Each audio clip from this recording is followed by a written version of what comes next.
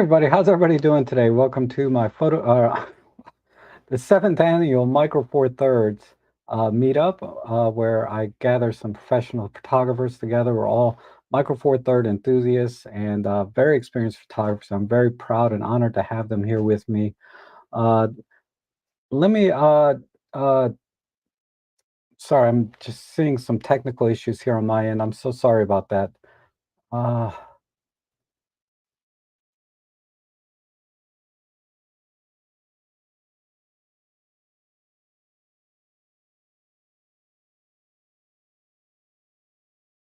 okay, everything looks okay. So for those of you that are here now, let me know that the audio and video is working okay, and then I'll go ahead and get started. Sorry for the sort of the awkward opening here, but I'm just so excited. I'm a little bit nervous because I have some new people here as well. Uh, I'll give the chat just a second to check in. I see Robin's here. Welcome, Robin, Frank, Marco. Good to see you. Seraphin, David, Vic. So many people here. I'm so excited to host the annual event again this year. And let me go ahead and introduce our guests. It looks like everything is working well. Uh, Today we have Brian James. I'm sure many of you know him as the Micro Four Thirds guy. He's a very experienced photographer. He's been shooting for decades, both professionally and personally here, and now is a YouTube content creator as well. So, as always, I've always admired Brian's work on YouTube, and he's just very down to earth. And I don't know, Brian, did you have a few words you want to introduce yourself? Tell the viewers. Basically that. I mean, the honor, as I said last year when I was the first one of these, is just to be invited onto this. I think, being in with some fantastic photographers who I very much look up to, I think is the honor itself. But myself, yes, I am decades old. I'm probably one of the older of the photographers on the Micro Four Thirds side who comes onto YouTube. But yeah, I just like passing on the bits and pieces I've experienced in my life.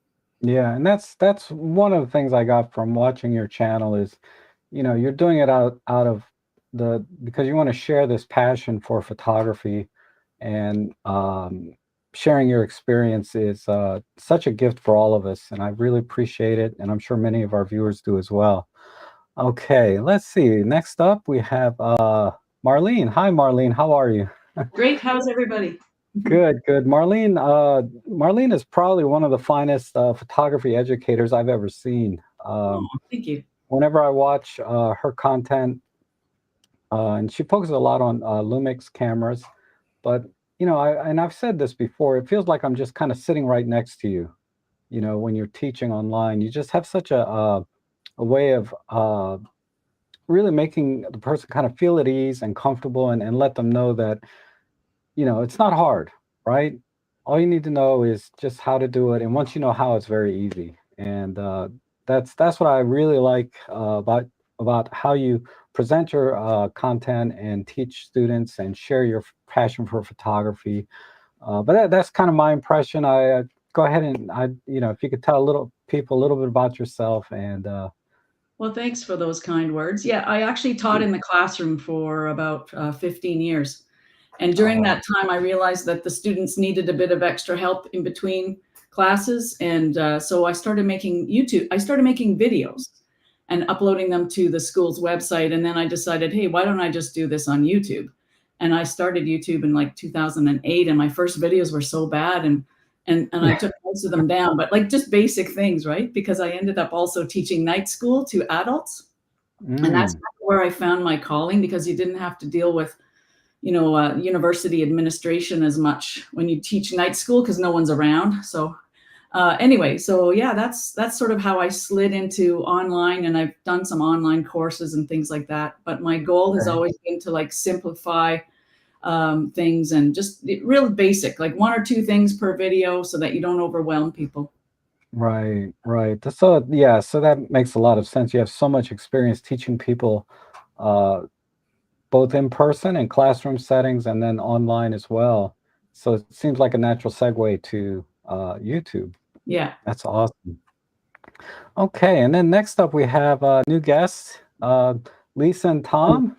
You know, I met you guys, gosh, I guess it's been almost a year now since I met you in person, but um, you two also are so giving and generous with your time with photographers at various events that are hosted by OM Systems, or you do a lot of things also in your own with classes and what do you call those things? Just the workshops we do. Yeah, we do various Workshops. Thank retreats. you. Yeah. Sometimes I forget the English language, but and uh, and really the depth of knowledge that you have of how to take advantage of the features that the cameras can offer, and specifically for OM systems, and present that and show creative ways to use those things, but also some techniques for getting the most out of your gear. Has been very, very helpful, I think, to many people in the OM system world. And it's greatly appreciated in your Thank you. work on your Instagram. I encourage you guys to check that out, and also on your website. And by the way, there'll be links down below to everyone's channel or social media links in the description. It's really impressive and world class in my opinion. So it's really a great honor to have you here with me this year, and I'm very excited. And that's kind of where I'm at. But please introduce yourself. Tell us a little bit about yourself. So thank you. We're honored to be a part of this. And yes, it was in October, I think. So about a year and a couple months ago that we first met in person, but certainly knew of you well before that. So we're honored to be here. We met in a camera club many, many years ago. So we found that all the people in the camera club kept putting us in the back seat for all the field trips. And we didn't know that they were trying to set us up, and it ended up working. So that people don't usually realize about us. But we're very passionate about photography. We love to judge. We love almost every genre of photography. I think the only thing we don't do at all is storm chasing. But we love, the fact that we can be so much more creative with the Micro Four Thirds. So we can visualize it, and then the computational technologies allow us to be able to really be able to pull it up into reality rather than just keeping it as a vision. Yeah, no, I'm going to be definitely picking your brains, and on behalf of our viewers about some of the advantages of the OM system cameras. But let's go ahead and move on. I have also now a regular for our annual stream here is Maddie, and I'm sure many of you know Maddie Salanto. Hello, Decades of everyone. experience, and I just have so much respect for what you've been doing, of course, on YouTube here, but what you've done in your life and your career in photography, and how you share that with new photographers and enthusiasts alike. It's rare that you find an actual true professional photographer with your experience on YouTube to share your insights, and it's such in a layman's term way, right? Like that just about anybody can understand. You don't get into the fine print, right? You just tell people, this is what you should do. This is when you can go out. These are the places, or sort of. I guess the best way to put it is, photography is not about gear. It's really about the creation, right? Or the craft. And I think really there's very few people that do it as well as you do with the experience that you have. And I was hoping you could go ahead and, for those of you that may not know Maddie, tell us a little bit about yourself. First of all, it's an honor and pleasure to be here again. And Rob, you're too kind with your words. Anyway, my background is in commercial photography. I have a pretty long career behind me. I got my first commercial assignment back in 1983, and I've been working as a commercial photographer ever since. But I quit all that in 2017, and I haven't done any assignments after that, except just like a couple of weeks ago, because my very good friend Peter Forsgaard, you may know of him. He hurt his leg, and he had an assignment that he couldn't cancel, and he asked me to cover him. So I went and did this one-time assignment, but I'm basically done with all commercial clients, and now I'm only here on YouTube doing my stuff and sharing what I know. I'm a simple person. That's why I have to talk about simple things and try to make it simple, because otherwise I wouldn't understand it myself. Yeah, I've heard so many times about photographers starting a YouTube channel, not to get an audience or anything, but just to document what they've learned so that they can go back and look at it again themselves. But yeah, definitely, I'm a big fan of you and your work. Even, outside of YouTube, I've seen some of your work, and it's really impressive. And I love your e-zines. I picked up a copy of your Celebration of Micro Four Thirds e-zine, which has some awesome images in there, and it's very inspiring. So I also have a link to that below for viewers if you're interested in checking out his e-zine. I highly recommend it. Not just the Micro Four Thirds celebration that he has, but he has many others that you can go into from his website. And I encourage you to visit everyone's channels and social media links if you want to learn more about what they can do to help you in your photography journey, or if you're just looking for inspiration. There's tremendous resources here today, and I'm very honored again. So for the audience, I wanted to let you know that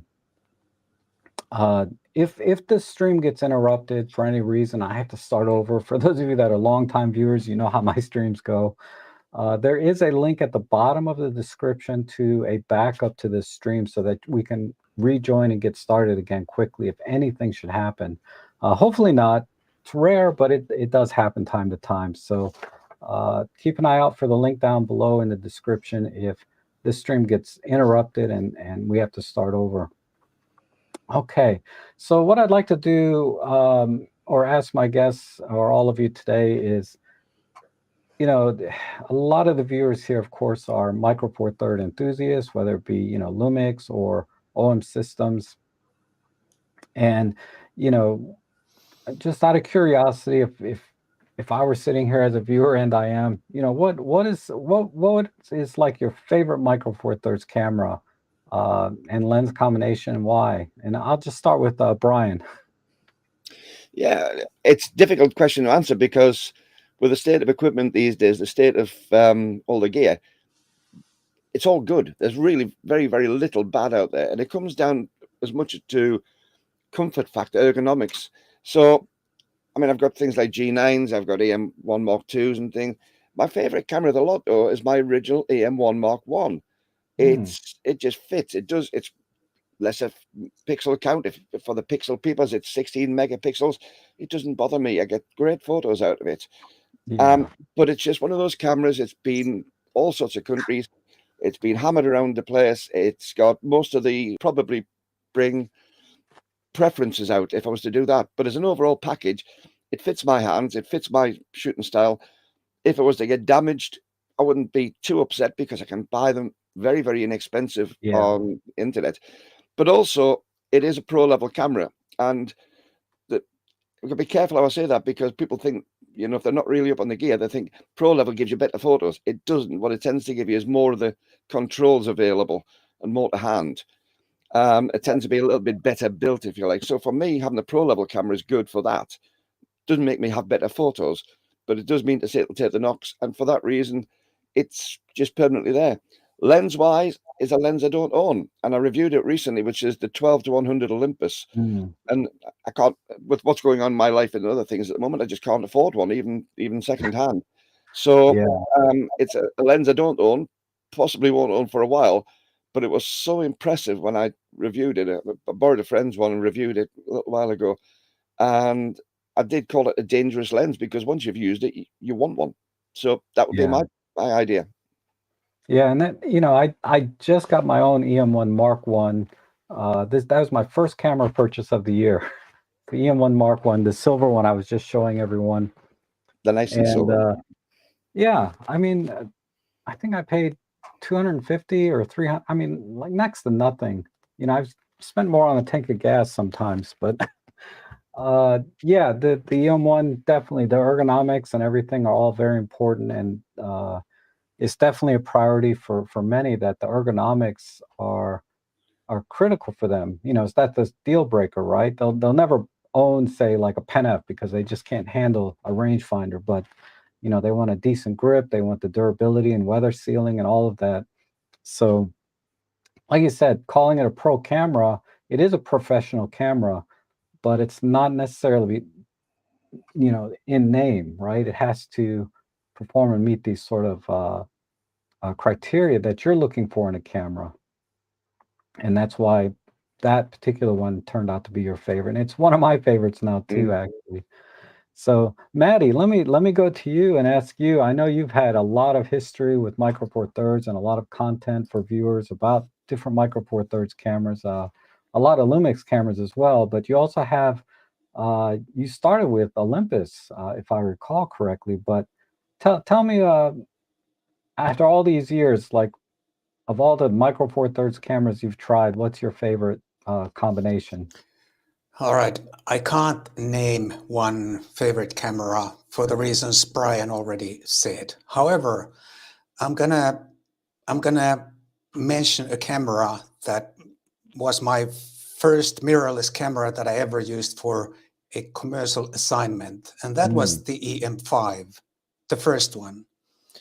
And that's, of course, it's a significant camera because it was the first Micro Four Thirds camera and the first mirrorless camera I ever used for a commercial assignment. I'm gonna soon share one picture from that specific camera and tell you a little bit of a backstory behind the picture. But anyway, that was the first camera, in my opinion, that was good enough for first Micro Four Thirds camera that was good enough for commercial work.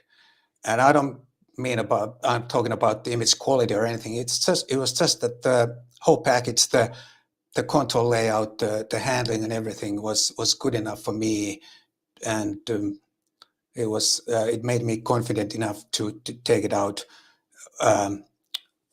for a commercial assignment. And that's why I'm going to say that the original EM5, it was such a nice camera. Of course, modern cameras, the latest cameras are way better in almost every way, but the reason is, like I said, it was the first mirrorless and Micro Four Thirds camera I ever used for a paid assignment.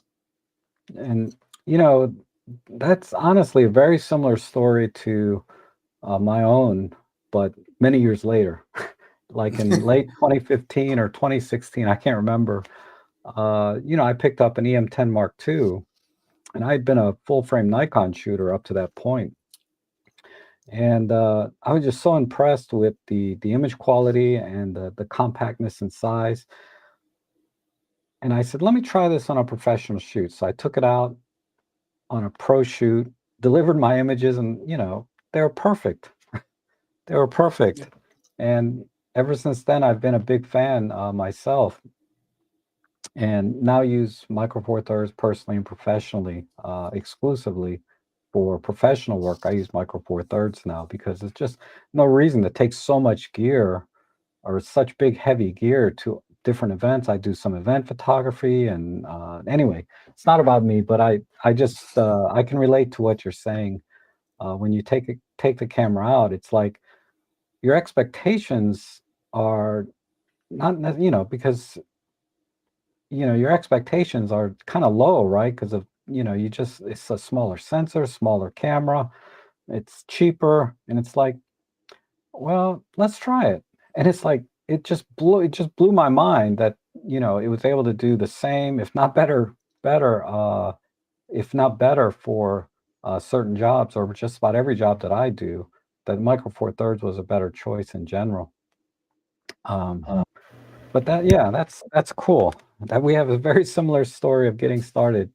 So let me ask you, Lisa and Tom, what do you like these days for Micro Four Thirds? What's your favorite camera? So I think whatever camera or lens is in our hands is probably our favorite at the time. If we're doing macro, then it's the 90mm. If we're doing birds, then it's a bird lens. But I would probably say, rather than what's our favorite camera or lens, it would be what's our favorite computational technology, and that would be live composite. So that's what encouraged both of us. Were Canon since we were teenagers. We really had no desire at the time to switch. We were very happy and very gear heavy with our Canon. And we were leading a workshop, and we were at a lighthouse, and we were photographing the lighthouse and the stars and the city and all of that. And all of a sudden the fog came in, and there was no more stars or lighthouse, anything. So we had all these light painting tools that we brought with us for Plan B. And so we're photographing, and one of the people in our workshop had the original EM1. And I'm looking, all the rest of us are on bulb mode, and it's dark. We can't see anything. And he can see, and we're like, wait a minute, what is this? And so that was 2016. I called up our, Hunt Photo, and I said to them, look, we need one of these. And he said, wait 2 weeks. He said, the EM1 Mark II is coming out in 2 weeks. And that was October of 2016. By the end of January 2017, we had sold all of our Canon stuff. Wow. Wow, that's something, because like you said, you've been doing Canon. So there was a lot of not just the technical issues or differences between the cameras, but for you to switch after so many years with Canon, I'm sure there was some emotional attachment to the brand as well. Yeah. At least I would have some. What's that? The trip to Florida, that was like the Oh my God, that was the best. We had the EM1 Mark II, and we had the 300mm. We kept the 500mm. We brought it down to do a test to Florida to photograph birds, and the 500 never left the room, and because we had so much fun with the 300. And there was a gentleman there that was holding, I think, a 600 and 800, and he decided to just, I say, hey, you want to hold it? He said, no. But I was getting great stuff. But it was that you were talking about gear acquisition, people like it, and that's okay. But for me, I think it's increased our creativity because it's in one camera. I can do so many different things than I couldn't do with the DSLR or some other, wireless cameras. And I don't have to bring, 10 cameras with me, So. Yeah. It really is a Swiss Army knife in terms of all the computational tools available. It's really nothing you can't do. And it's funny you should mention live comp, because, I was hosting a photo club event yesterday, and there's one of the photographers there, he just bought the Nikon Z6 III, and he was asking me a lot about my Pen F and Olympus and OM systems, because he really wants the live comp. Same reason you were so amazed with that particular feature. Yeah. He says, yeah, I'm thinking about getting an Olympus because I want that live comp. And, it's like, yeah, there's not too many other systems that can do that. I think Lumix has been doing it on and off for a while. But it's definitely a very, a feature that we haven't seen in any other camera system outside of Micro Four Thirds, as far as I'm aware of. Everybody has to go back to bulb mode. Yeah. So speaking of Lumix, Marlene, tell us, what's your favorite Micro Four Thirds camera? And I've just made an assumption with Lumix, but maybe not. You're right. No. Well, I have kind of two favorite cameras, but the little GM1, believe it or not, the most hated Lumix camera out there. But it's small. I can throw it in a small bag or even a pocket. I love it with the 15mm f1.7 prime, the Lumix Leica. I love that lens so much. I will hang on to that lens forever. If it breaks, I'm getting another one. I mean, it's mostly on the camera. If I travel, I'm on holidays and I want to take heavy gear, and I travel with a small suitcase, like really small, no check bags, and this little thing. And I take the kit lens in case it's fair weather, vacationing. and the 1.7 for anything else. I've put this camera through all sorts of situations. I use it, believe it or not, I take it, I'm a skateboarder, I take it to the skate park. I've got most amazing photos. It does, I think, 7 or 10 frames a second, burst. That's enough for me. It's got a good sensor. It's got, I bought it and I shoot most of my vlogs with it, like my YouTube videos. I use the 15 mil, and when I do all the close-ups of the camera settings, this is the camera I use because it's just so easy to use. And I have a GM1 and I have a GM5, and I have, of course, the G9 and the G9 Mark II. And the G9 Mark II I use pretty much exclusively for birding, and I keep the 100 to 400 on it. I rarely take that lens off. Unless I'm doing a demo or something. But yeah, those are the two cameras. I do have an Olympus. I have an OM1, and I have I've been loaned of course, the Lumix S9 to play with as well. But every time, we talked a little bit about our YouTubes offline gear. Every time I do a video on this little most hated camera, I get the most views. Like, it's crazy. And I talked to some of the guys in the back end of Lumix, and they said it's like one of their top selling cameras. So just because people on YouTube poo-poo your gear and when you're doing, YouTube videos, doesn't mean it's not a good camera. And it's what's comfortable. It fits in my hand. I just love it. It has a little really ugly pop-up flash that I've actually saved my butt a couple of times. So I didn't know it had a pop-up too. It does. And I don't take myself too seriously when I have this camera, so I have a lot of fun. Yeah. And it's just, and it's not intrusive. You go to an event or a party, and with that 15 mil 1.7, you can shoot just about anywhere, and nobody even knows because there's no flash, there's no whatever. Like, it's just fun. And I like to have fun. And that's what I think is great about the Micro Four Thirds systems, because it covers, I think, the entire range or genres of photography that people would want to shoot, right? If you just want to go out for fun, there's a lot of small cameras out there like the G100. And, you can throw a 12 to 32 kit lens on there, and you got really an amazing photography tool to do just about anything you want to do. And then if you want to go professional, like you say, you have a G9 II, you can go out there and do your sports action, birding photography, and certainly with the OM1 as well. And the lenses that are available are unparalleled, in my opinion. I think Lumix, makes some of the finest lenses for the Micro Four Thirds systems. I've never been disappointed with any Lumix lens or any Olympus and OM system lens, for that matter, that I've ever owned. They've always excelled or exceeded my expectation, because we all know, the sensor itself, 20 megapixels, 16 megapixels, they're fixed, right? But the lenses that you throw on there, whether you get a kit lens, I'm always promoting the kit lenses because they're fantastic. Yeah. Like the 12 to 32 and the 15 1.7 that you love. I got to get one of those.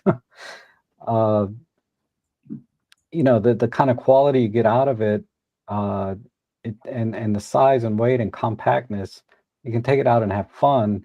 But then when you want to get serious, there's like your 100 to 400, your OM1, your G9 Mark II, and for many of us on the OM system side, with the 300 f4, the 150 to 400, you can go you can do anything you want with Micro Four Thirds and get really professional results. And I find that I came from Canon as well, Tom and Lisa, so I totally get it. I actually got into Lumix because I was starting to shoot YouTube videos, and the Canon, I was using a 5D Mark II, I think, at the time, and I needed that flip around screen. I was working alone, and I would always put like a tripod with a stuffed animal, focus on it, get in frame, shoot myself, like when I started YouTube.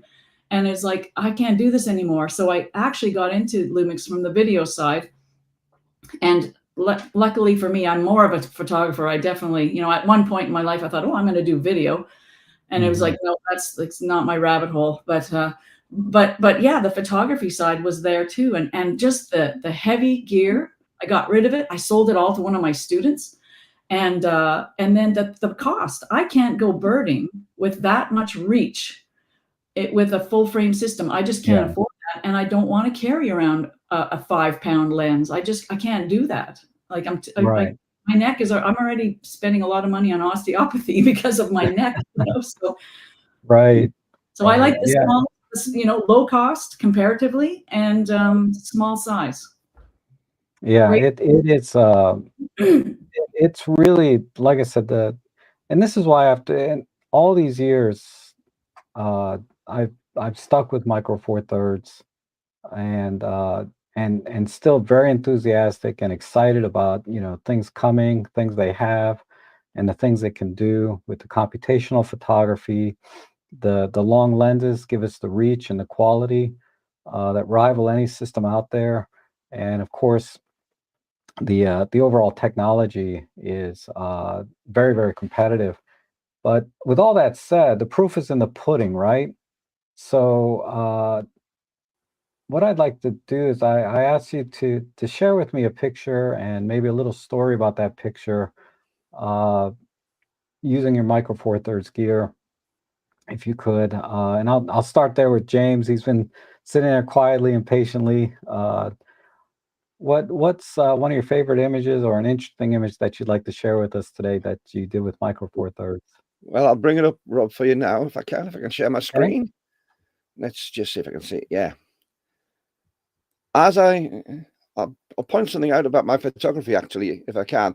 I have two types of shooting. One tends to be page shots, where I'm doing what clients want, which tend to be what I would class as the traditional sort of things, all the things you're supposed to have in a good photograph. I take another type of photograph, though, and that's a photograph for me. And I don't care if it's good, I don't care if it's bad. I don't tend to show too many of my own photographs because the commercial ones I can't. And the ones for me, I don't ever think that people are like. But this is one for me on several things, which has a personal side.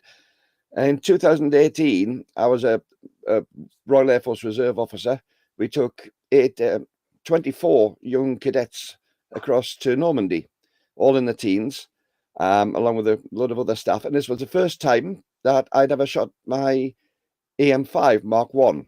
And like Maddie was saying before, I went across to Normandy with two camera kits, Canon with the 7D and my brand new used AM5, and I was very skeptical about the Micro Four Thirds. I ended up using the 7D for one day out of the week that we're across there, and the rest was done on the Micro Four Thirds camera on the AM5 because I was so knocked out by it. But we visited quite a lot of the memorial graveyards for the people from Normandy, and we had quite a weepy week. We had quite a week where we were very much in reverence. The youngsters were fantastic, and the American cemeteries and the British cemeteries are different. The British have lots of smaller cemeteries, but we went to the American cemetery over there, and the tears flow. They really did flow. And to me, the story on this is one tiny little part of the American cemetery in Normandy. And there's fields beyond this. And if you can imagine all these crosses replicated 360 degrees around you into there. And the guy that we've got there is James J. McHale, who was a general. He was the most senior Allied officer to be killed in action. He was actually killed by friendly fire, unfortunately, as well. So there's quite a story behind him. So we're going to talk about storytelling later. I'll come back to that. But I just like this photograph. I spent a long time getting it. It looks a very simple photo, but to get all the crosses in line in almost all directions, to get the right height above the ground so that the photograph looks right, and the right angle on that so that the crosses come in and you can follow the lines, it was down to an inch or so of movement. So from a photographic technique point of view, although it looks fairly simple, there was a lot of work went behind this. But to me, the story behind this is one, is various things. I say there's a thing about this was the pivot point for Micro Four Thirds, but the biggest story behind this is just what it represents, and also what the young people who were took across are all sort of. I think the youngest one was 14, and the oldest one would have been about 19. And watching 24 modern youth. You know, we put the modern youth down a bit, but these aren't even my forces. I'm British. These are American forces, but we're allies, and we've been together in a very close bond for decades and decades. And you know, when you see something like this and you look at the life and the waste of the life, to me that is a huge story on both the personal and the more outward way. So that's it. Yeah, American Graveyard in Normandy. Yeah, and that you know that photo has a lot of yeah, it evoked a lot of emotion from me personally as well, because my father was military and was buried at a military cemetery, so it evokes a lot of that. And but beyond that, you know, a lot of times it does get overlooked how much work goes into a photo. Um, you know, like you were saying about lining up the crosses and getting the right height, and that's something that I think is one of the things that you do is, you know, on your channel and as a mentor or teacher, is talk about these things, uh, and getting and being able to capture these photos. Mm. But yeah, it's really a lovely photo, and it like I said, it has a lot of evoked a lot of emotion in me because of my background and my family. So thank you so much for sharing that. Thank you, Rob. Okay, Marlene, let's go over to you if you can share. Oh, how come it's making me go through all the same things again? Oh, okay. That's okay. I'm here. There we go. Got it. Okay, so this this photo is taken with the G9 original and the Panalika 100 to 400. I go birding a couple of times a week, maybe 3 times a week. I go for walks. I'm not a birder that drives country roads, and I kind of feel like if I don't see any birds, at least I've got to walk.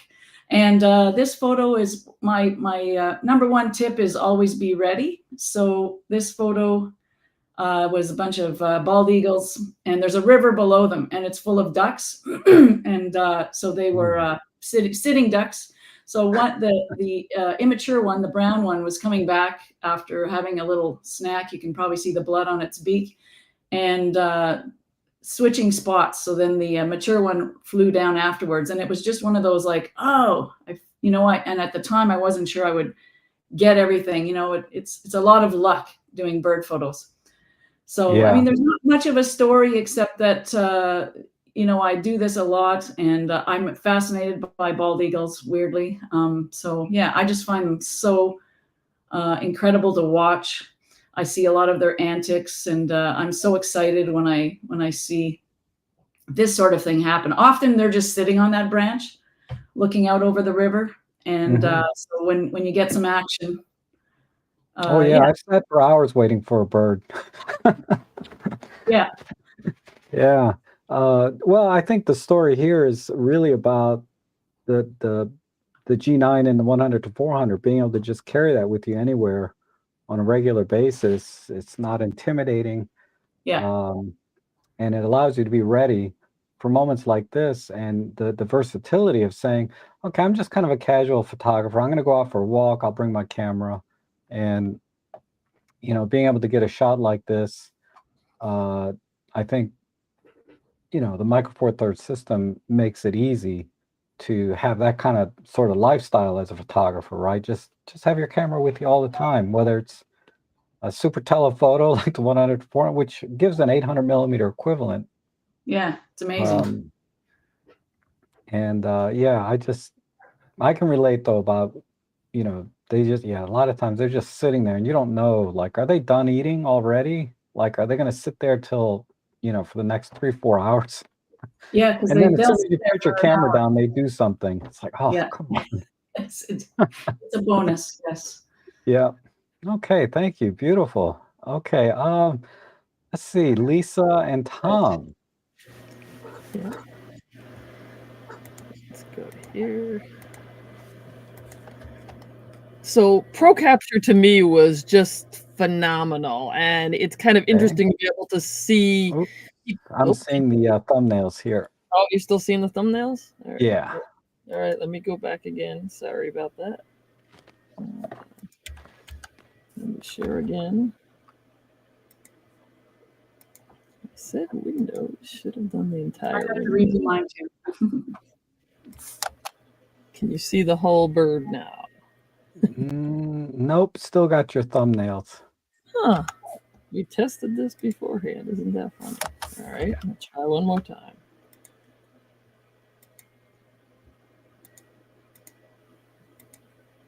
How about that? Nope, still a thumbnail. That's odd, because that was working fine just before we It was started. working fine before. Is it a bunch of thumbnails or one thumbnail? No, it's all of them. You're sharing like a screen of thumbnails. Oh, isn't that strange? That is not what I'm seeing at all. I apologize. Okay. Well, let me go over to Maddie and keep trying while I'm talking to Maddie. Okay. And then I'll see what comes up, and then when it comes up, I'll let you know. Okay. Okay. Thank you. Okay, Maddie. So what do you got for us today? Let's see. All right, let me share a picture. This is like a load of pictures that have a lot of meaning and backstories behind them. But this is one specific. It's a little bit of a fun story behind it because I almost screwed up the whole thing. So let me bring up the picture. I'm just gonna move this away, and now we should see the picture, right? Okay, got it. Is it all right? Okay, I shot this picture for a car magazine. It was I obviously shot many pictures, but I wanted one picture like this because the car AC Cobra, it looks fantastic from this angle. I like the rear of the car; it looks fantastic. Here's another picture from the from the same. How does it go? From the same shoot, just to show you one other picture that I shot there. But here's the main picture I wanted to share. Obviously, I shot from another car to get this angle and to get the sense of motion, sense of speed. But we were not driving fast, about 40 kilometers per hour. That's what, 25 miles per hour. But if you use a relatively long shutter speed, you can enhance or embrace the sense of speed or motion. Right. And for the whole shoot, for the whole picture, this particular picture, I was wondering, in the back of my head, I was wondering, how come it's so difficult to get long enough shutter speed? It was a sunny day, but this is, of course, a processed raw picture. The original is overexposed, but I was able to pull back the exposure to this level, and so the picture looks decent. And then when I got back home, I realized my ISO was 800 instead of 200, which is the base ISO of the camera. This is from the EM5, and the lens was the 12mm f2 Olympus M Zuiko lens. Wow. And I had been shooting something else prior, and obviously I had been using ISO 800 for that other shoot. And when I went to this shoot, I had two camera bodies. The other camera body had the base ISO 200, but this camera body I had forgotten. It had 800, and probably because the other one was fine at 200, I didn't pay any attention to that. And this is just something that can happen when you are on an assignment. You are concentrating so hard on so many other things, and that's why it's also so important that you know your camera really well.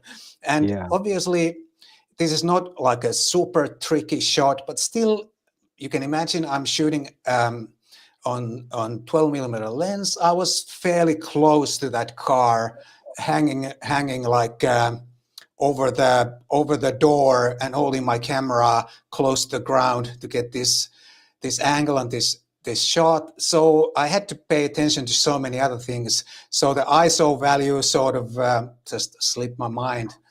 But I remember it even today. This picture is from 2013, so it's 12 years old picture already. Wow. But I can still remember how I was wondering how come I have to go all the way down to f22 to get a suitable shutter speed. But obviously the reason was ISO 800, Right. which was like unnecessarily high. It was a sunny day, as you can see from the picture. But anyway, the picture came out nicely, and it was printed in a magazine. And today I was trying to find the magazine so I could show you the printed magazine, but unfortunately I don't know where it is. I know I have it somewhere, but I couldn't find it. So unfortunately I can't show you the end result, because it looks always so impressive when you see your own work printed in a magazine. But anyway, this is it. And here is here's like the what's going on here. I'm trying to show you the other picture from that other camera body, but and Lisa, this yes, the other one. It looks like Yes. Lisa's image. I'm sorry, 1 second. Lisa, whatever you're showing now, this is what I'm getting. But you had it just a second ago. Your image showed up full screen. Okay, go ahead, Maddie. I'm sorry. Anyway, this is another picture from the same shoot. This is also EM5, the original EM5, but this is with the 75mm f1.8 lens. Yeah, is that you driving? No, you're No. taking the picture. Right. Oh, it's the owner of the car driving, but I got to drive the car. It was fantastic. It's a big block AC Cobra with the supercharger and everything, 1,000 horsepower. So it was a treat to get to drive that thing. Wow. Yeah, I can't tell you how many times I've just one of the settings were fixed, like whether it's ISO or shutter speed or aperture, and I just I had the opposite problem. I had my aperture at f22 because I was doing starbursts, and then I went to go back to taking normal shots, and I'm like, why is my shutter speed so freaking slow? I had the exact opposite problem as you did. It happens all the time because I like to do, the starburst with a high aperture number. A lot. But anyway, that's the picture of actually two pictures I have for today. So yeah, and it's awesome that even at ISO 800 you were able to bring that back and really produce a very high quality image like this that got published. It's a beautiful image. Yeah, and this illustrates. It looks really nice even when I zoom in. It has a little bit of noise, but when they print it in a magazine, how the ink soaks into the paper, it doesn't really matter if there's a little bit of noise there. Right. It doesn't show up. I would argue that 99% of what we deliver as professionals don't require hundreds of megapixels or ultra crisp no noise images, because ultimately the delivery media is much lower resolution and quality than what our cameras are capable of capturing. Yeah. Okay, thanks, May. That is awesome. And thanks. yeah, Maddie was cool when he was young. He's still cool now, though. Okay, let me try and get Lisa and Tom's photo back. Okay. That's not seeing it on my screen. It's so strange. Yeah, you had it up for a second when you were going through different iterations. But that's okay. We'll manage through it. So so this was taken with Pro Capture, and it was it's amazing technology to be able to kind of go back in time and take pictures. So this hawk was sitting on a post, and there was a lot of people at this place waiting for owls, and everybody's like, she's just taking a picture of a hawk on a post. Who needs a hawk on a post? And I wasn't waiting for taking a picture of a hawk on a post. I was using ProCapture, waiting for that hawk to burst off of that post. And afterward, like, I got these pictures and everybody else wasn't even thinking along those lines and, you know, obviously missed that. And ProCapture just time and time again has enabled us to just nab those pictures. So I think that to me is such a, to be able to see things that you just don't normally even aren't able to see, and then to know that your camera can capture the movements and the activities of birds and insects and things like that, it's phenomenal. And then Tom's just going to talk quickly about weather sealing. So I just love this shot with the black round nine heron flying in the rain. I don't have to worry about, you know, putting a cover on my camera lens or my camera. You know, it just works very well. The autofocus was perfect on this, and the background just worked, you know, perfectly when the black round nine heron flew by. And you know, that's one less thing you have to worry about. It doesn't add to the bulk, you know, what gear you're carrying, and that's one of the major reasons why it's become such a great system to use as a wildlife, you know, camera gear. Yeah. So. And, you know, these images are amazing. And I encourage you guys to check out their Instagram as well. Mm-hmm. Rob, Rob, I honestly believe whenever it's raining or it's inclement, I don't mind going out and photographing. You know, I know people don't like wet birds, but when they're flying, it's pretty cool. You can get things you didn't get before. That is a cool shot, and it's not a shot, you know, that you see very often, and that's what makes it special. You know, because birds have to fly in the rain, and they still have to go eat and hunt and do everything they need to do when it's raining or not. Yeah. You know, no stop and shop. Yeah, and like you said, the ProCapture has allowed me to capture images I would never be able to do otherwise. You know, with experience and all of that, you know, you can capture birds on a stick just taking off, but that's, you know, that can take a long time. ProCapture just made me an instant, like, professional photographer. Yeah, we were talking about, you know, waiting for a bird. You could wait 20 minutes for a green heron to move, and then when it moves, you know, you miss the action, and because you're not, you know, anticipating. But with ProCapture, you just don't miss that anymore.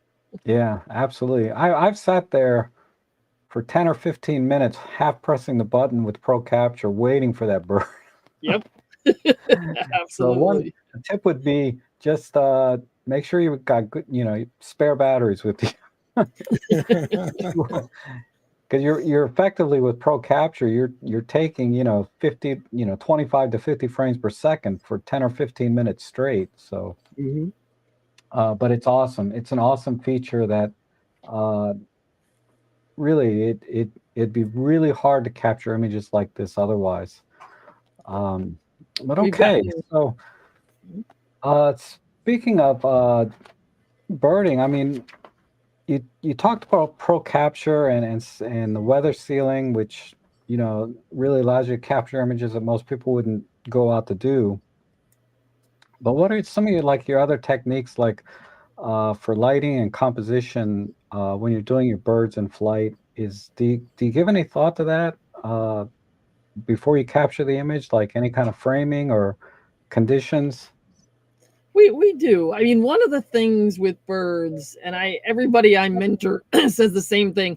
Birds in the camera appear bigger than they are. It's kind of like your side windows on your car. It has that little warning that, you know, objects in the mirror may be closer than they appear. You're there in the moment, and the bird just seems to fill the frame and be huge. And then you get home and you're like, oh, it's smaller than I remember.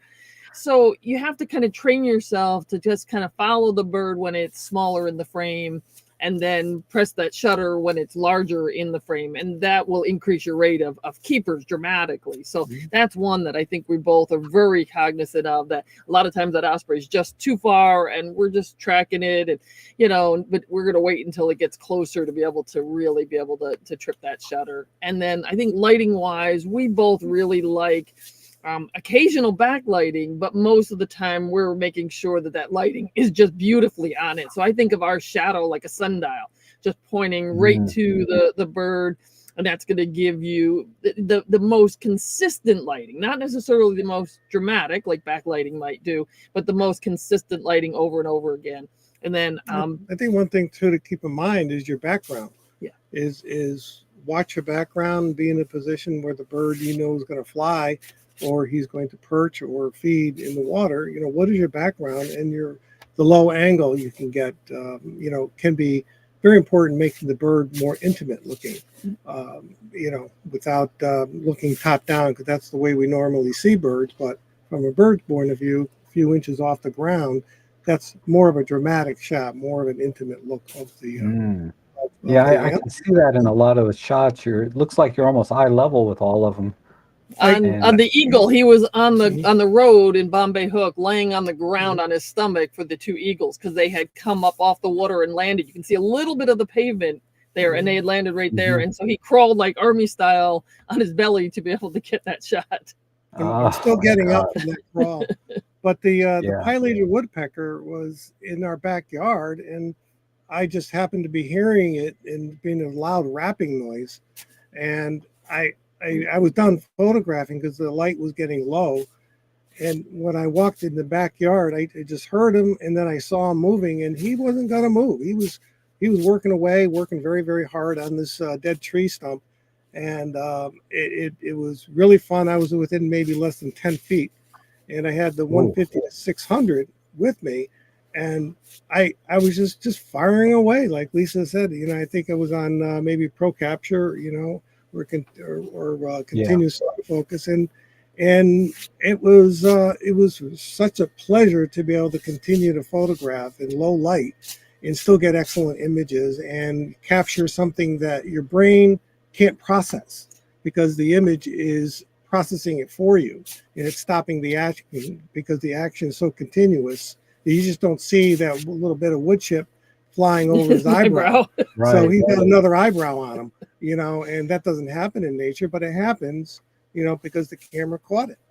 Yeah, definitely. I'm definitely seeing the angle of view, the lighting, and also you're filling the frame for the most part as much as you can.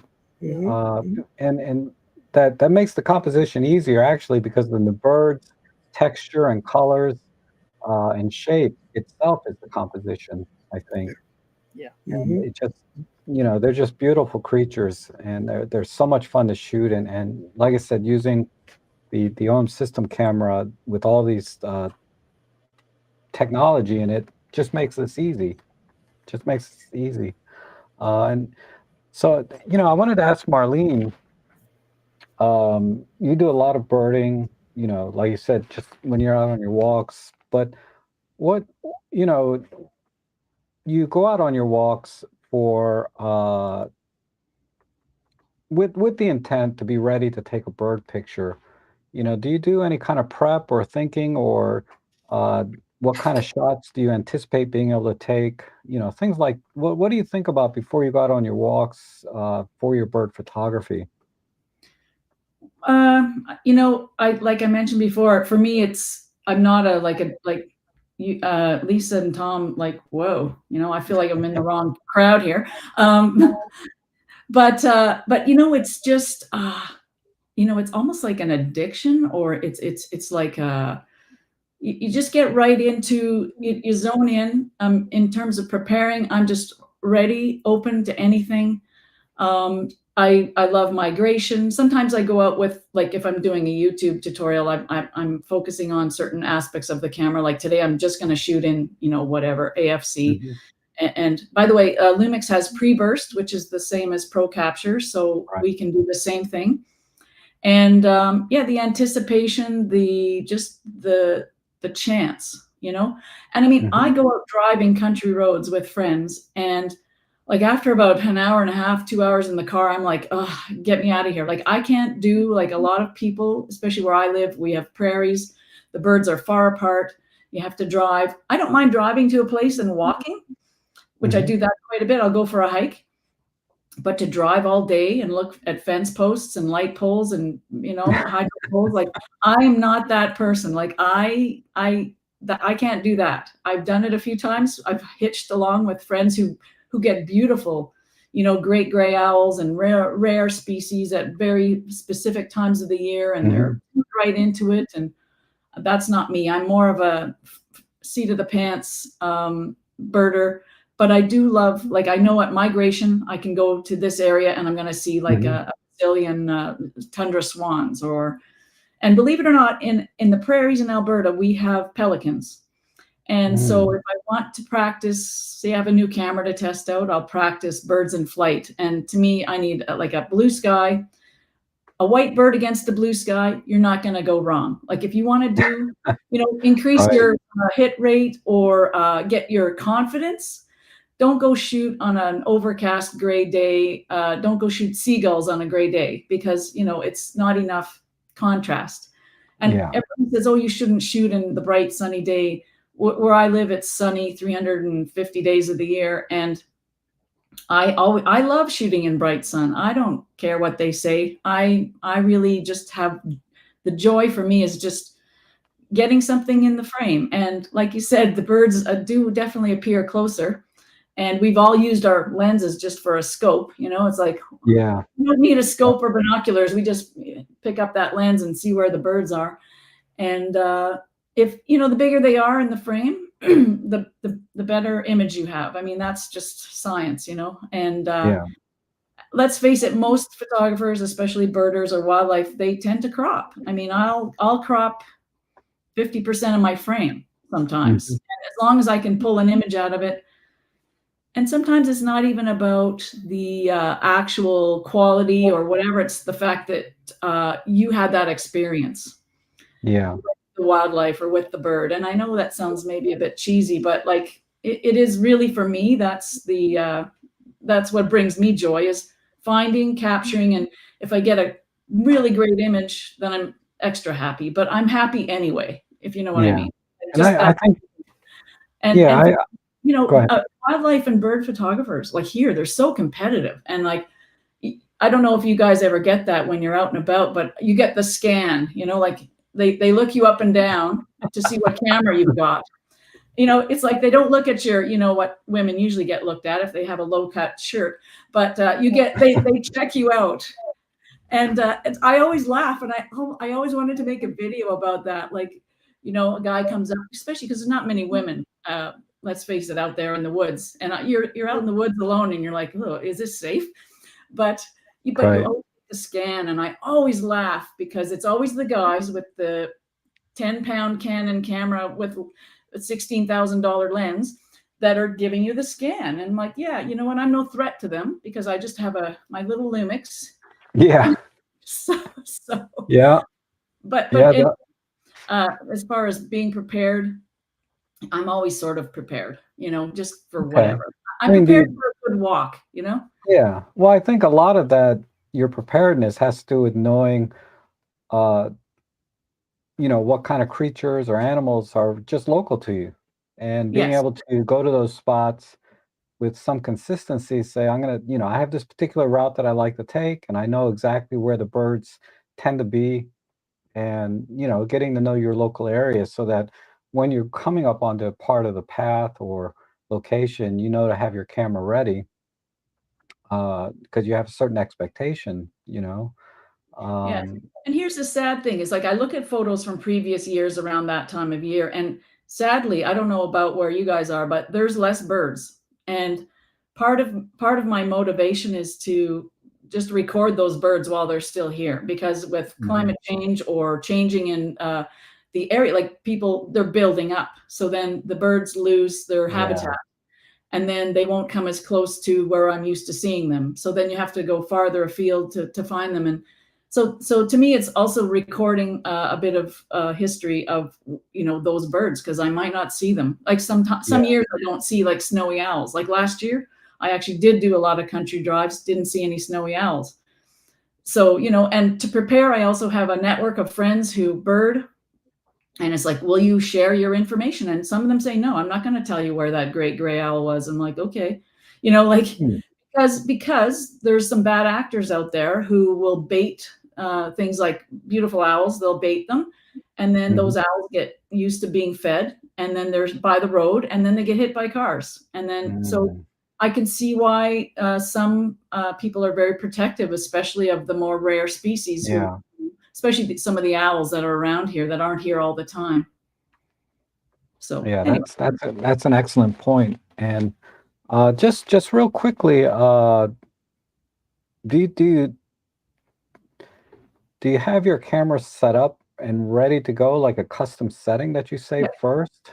Yeah, I have a custom settings, one for the, birds in flight, and then one for sitting birds, and then one for just general.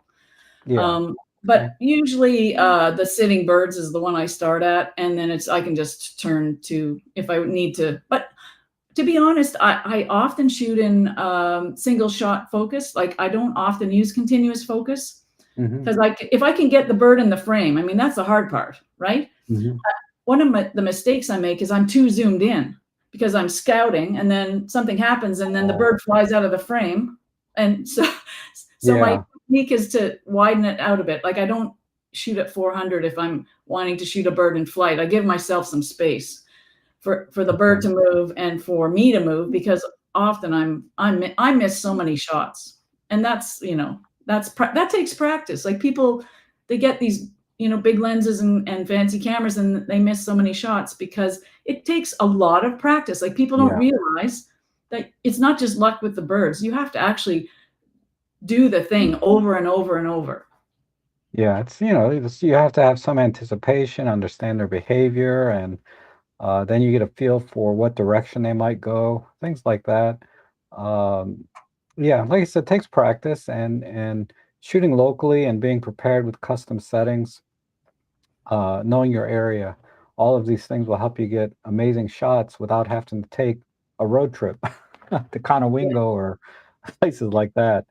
And my suggestion for people who are starting is, if you have a place in your yard that you can set up a bird bath or a bird feeder. Birds will always go to water. If you got new gear, don't overcomplicate it. Just practice in your yard. Like, shoot through the window. Like, if it's like, I take screens out of my windows if it's really cold, and I'll shoot through the window. If I get a piece of new gear and it's -30 outside, I'm not going out. I'm gonna stay in the house, or I open the door a crack and I have a stool and I sit by the front door, and like, just to practice, because you whatever you use to practice, you definitely need to put the time in, because I find people jump to conclusions very quickly, like, this camera sucks. All cameras, like Brian said earlier, all cameras are good. We just have to learn. There you go. You just have to learn how to use them, and you need that muscle memory. Get your techniques, and that's a very overlooked thing. People just blame the camera, and they don't say, hey, maybe I need the 1,000 hours. Right. I mean, I've done that on in the photo club, where the person will have what they think is an inferior camera, and why they can't give good shots, and I'm like, here, let me borrow your camera. And I take a few shots and I show them. They're like, oh man, how did you do that? It's not the camera. You got to practice. You got to practice. I mean, that's true with everything in life. If you want to get good at it, you've got to do it consistently. Yeah. And I'm always joking. I used your camera. I took that picture. Anyway, thanks for that. And I kind of want to ask James, you don't do a lot of wildlife birding that I've seen. What kind of photography do you like to do, and how do you approach it or prepare for that? Well, any birding I've done, or any animal photography, I'm not a great one for traipsing through the woods and things. It's not my scene, but we have a caravan, a mobile home that we tow behind the car in the UK. And I've been last few years, since the lockdowns all disappeared, my wife and I have been all over the UK, into Scotland and down to the south coast to Cornwall. And because of that, I'm in environments which have got nature there. And the one thing I would never profess to be is a nature photographer. I think there's so much skill goes into it. What you just said a few moments ago about putting the time in, I haven't put the time in. And I've got all the gear. I've got the gear, I can do it, but I can't. And so I tend to use, if I do things which I do on the channel, for instance, it's quite often a descriptive thing of what's going on around me. But it's also a big practice. And again, it's that practice. And as you just said, Marlene, how many how many you've missed, how many you didn't get. You know, I could pull a memory card out and maybe get 2 good shots out of that memory card, which is full. But I don't mind that. It's getting that image at the time. So I don't particularly do that. I always take a long lens, something. I don't have fantastic lens. I've got a Mark 100 to 300 Lumix lens, which is my long range zoom.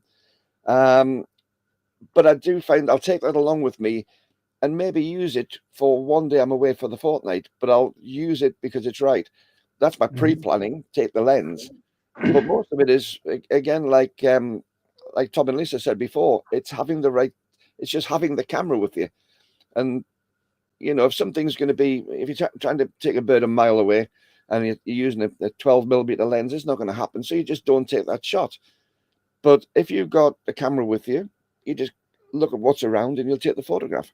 So from that point of view, I don't do much nature photography, but when I do, it's because I just have the right camera, or I'm driven to take that lens along with me, and then I just observe. And I think that from a photography point of view, it's one thing an awful lot of photographers forget. They're interested in the gear, they're interested in getting the technique and getting all those bits and pieces together. It says on YouTube videos and camera books and things. The one thing they forget is to open their eyes and just look around and see what's possible. So that's my style, basically. Yeah, and that's excellent advice. I mean, you know, we get so wrapped up into the camera and gear sometimes, and we forget to look around. We missed the shot. It was right there, and we were looking at our camera. So, you know, don't worry about your gear. Know how to use your gear, obviously. So it's like muscle memory, like we were saying. That's certainly one thing for me is the maybe what I said about the EM1 Mark 1 before. I've used that so much. I've got so much muscle memory through using that camera. It just becomes a no-brainer. I stop thinking about the camera. I don't have to. And I think, again, that's where an awful lot of people, when they get new gear, they come in and they don't necessarily know how to use it fast enough, and they don't put the time in to learn how to go. I know where the buttons are. I know where the buttons are different to other cameras, and I don't have to think about it. I just do it. So. Yeah, and that's one of the things that struck me about my EM10 Mark II was when I was transitioning from my Nikon gear, how I could customize it so quickly, and how customizable it was, so that I could, that muscle memory I had, like this is the button I always use for AF on. Well, I can program this button to do that, and this is the button I use to change shutter speed all the time, and I could reprogram the button to where I want it to be. So that's the other thing that struck me about Micro Four Thirds gear was how customizable they are, or still how customizable they are, so that no matter what camera system or what your muscle memory is, you can easily adapt the camera to your needs, and that's, again, that helps you to not look at your gear or worry about the gear, but to look around what's going on around you, so you don't miss that shot. And Maddie, I wanted to,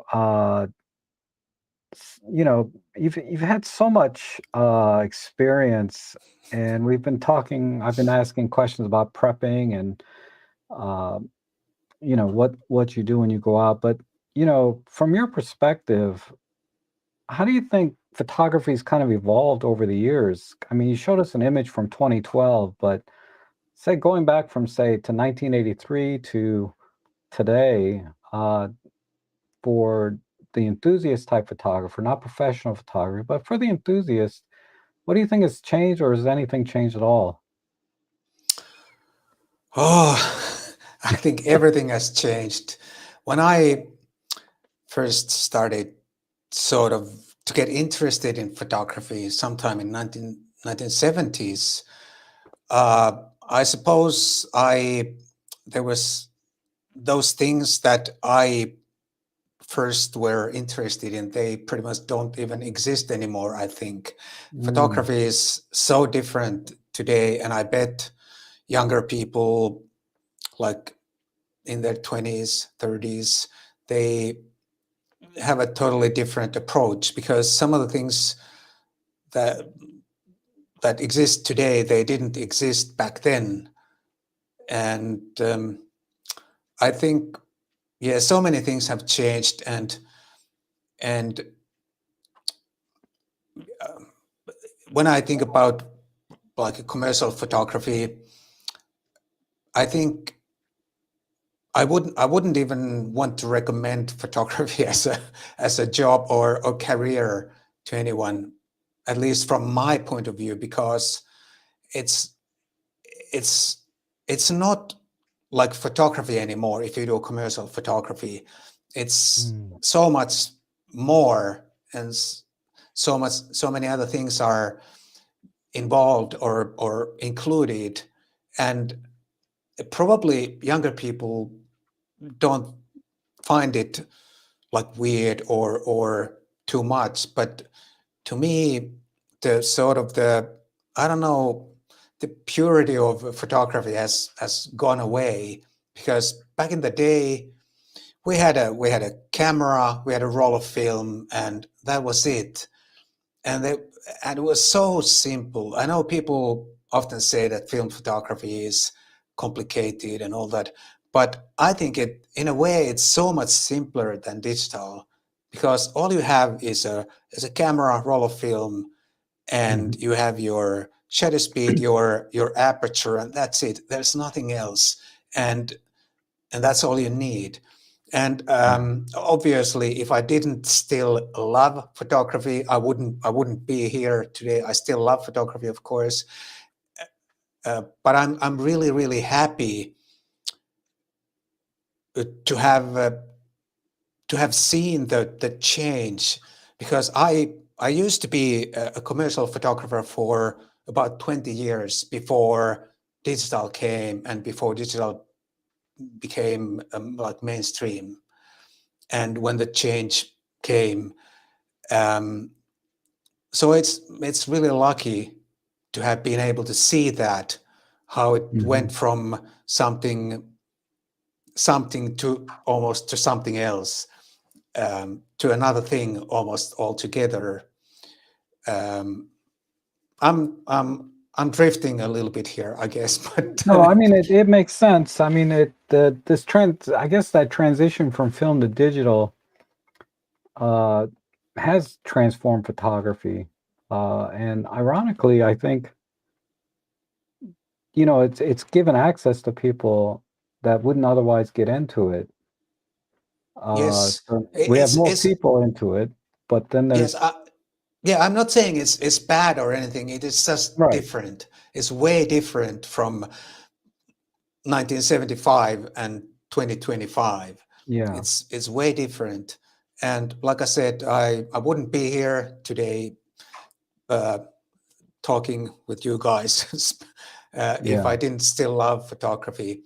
One thing I think is more important than ever is documentary, because that's something that you can't really replace with I don't know, with AI or anything. If you want a document of something, take the picture to create a document of something. And it reminds me of what I do with because I do a lot of culling of my images. I delete so many images, but the ones I always keep, because I do a lot of test shots, of course, for different cameras and lenses, right here in my house, right? And I'll take pictures of my rooms and my living room, my kitchen, whatever, just for testing. And you would think those would be the easy ones to delete, but I actually keep those because it's documentary of what my life was like on that day. What was in my kitchen? What appliances did I use? What did I have on the shelf for snacks? What was on TV that day? Because the TV's on a lot of times when I'm testing, and it's really a form of just documentary, just for my own life. I never share those, obviously, but you make a very interesting point, or valid point, I think, that photography will always be a tool for documentary, and that will never go away, I think. yeah, I agree. Whether it's just your own personal stuff or out in the world. and that's one reason. That's one reason, at least for me, to go out and take pictures or take pictures here at home in my office, just to document stuff. Yeah.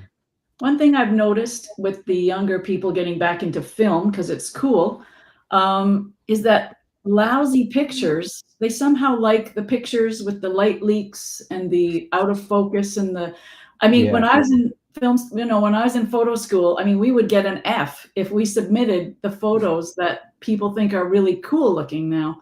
And I'm wondering why the trend to this, like, I mean, it's not even the low tech, which, is on purpose, like the Lomos and stuff, but just the lousy picture quality, like, oh, I shot film, I'm a great artist now.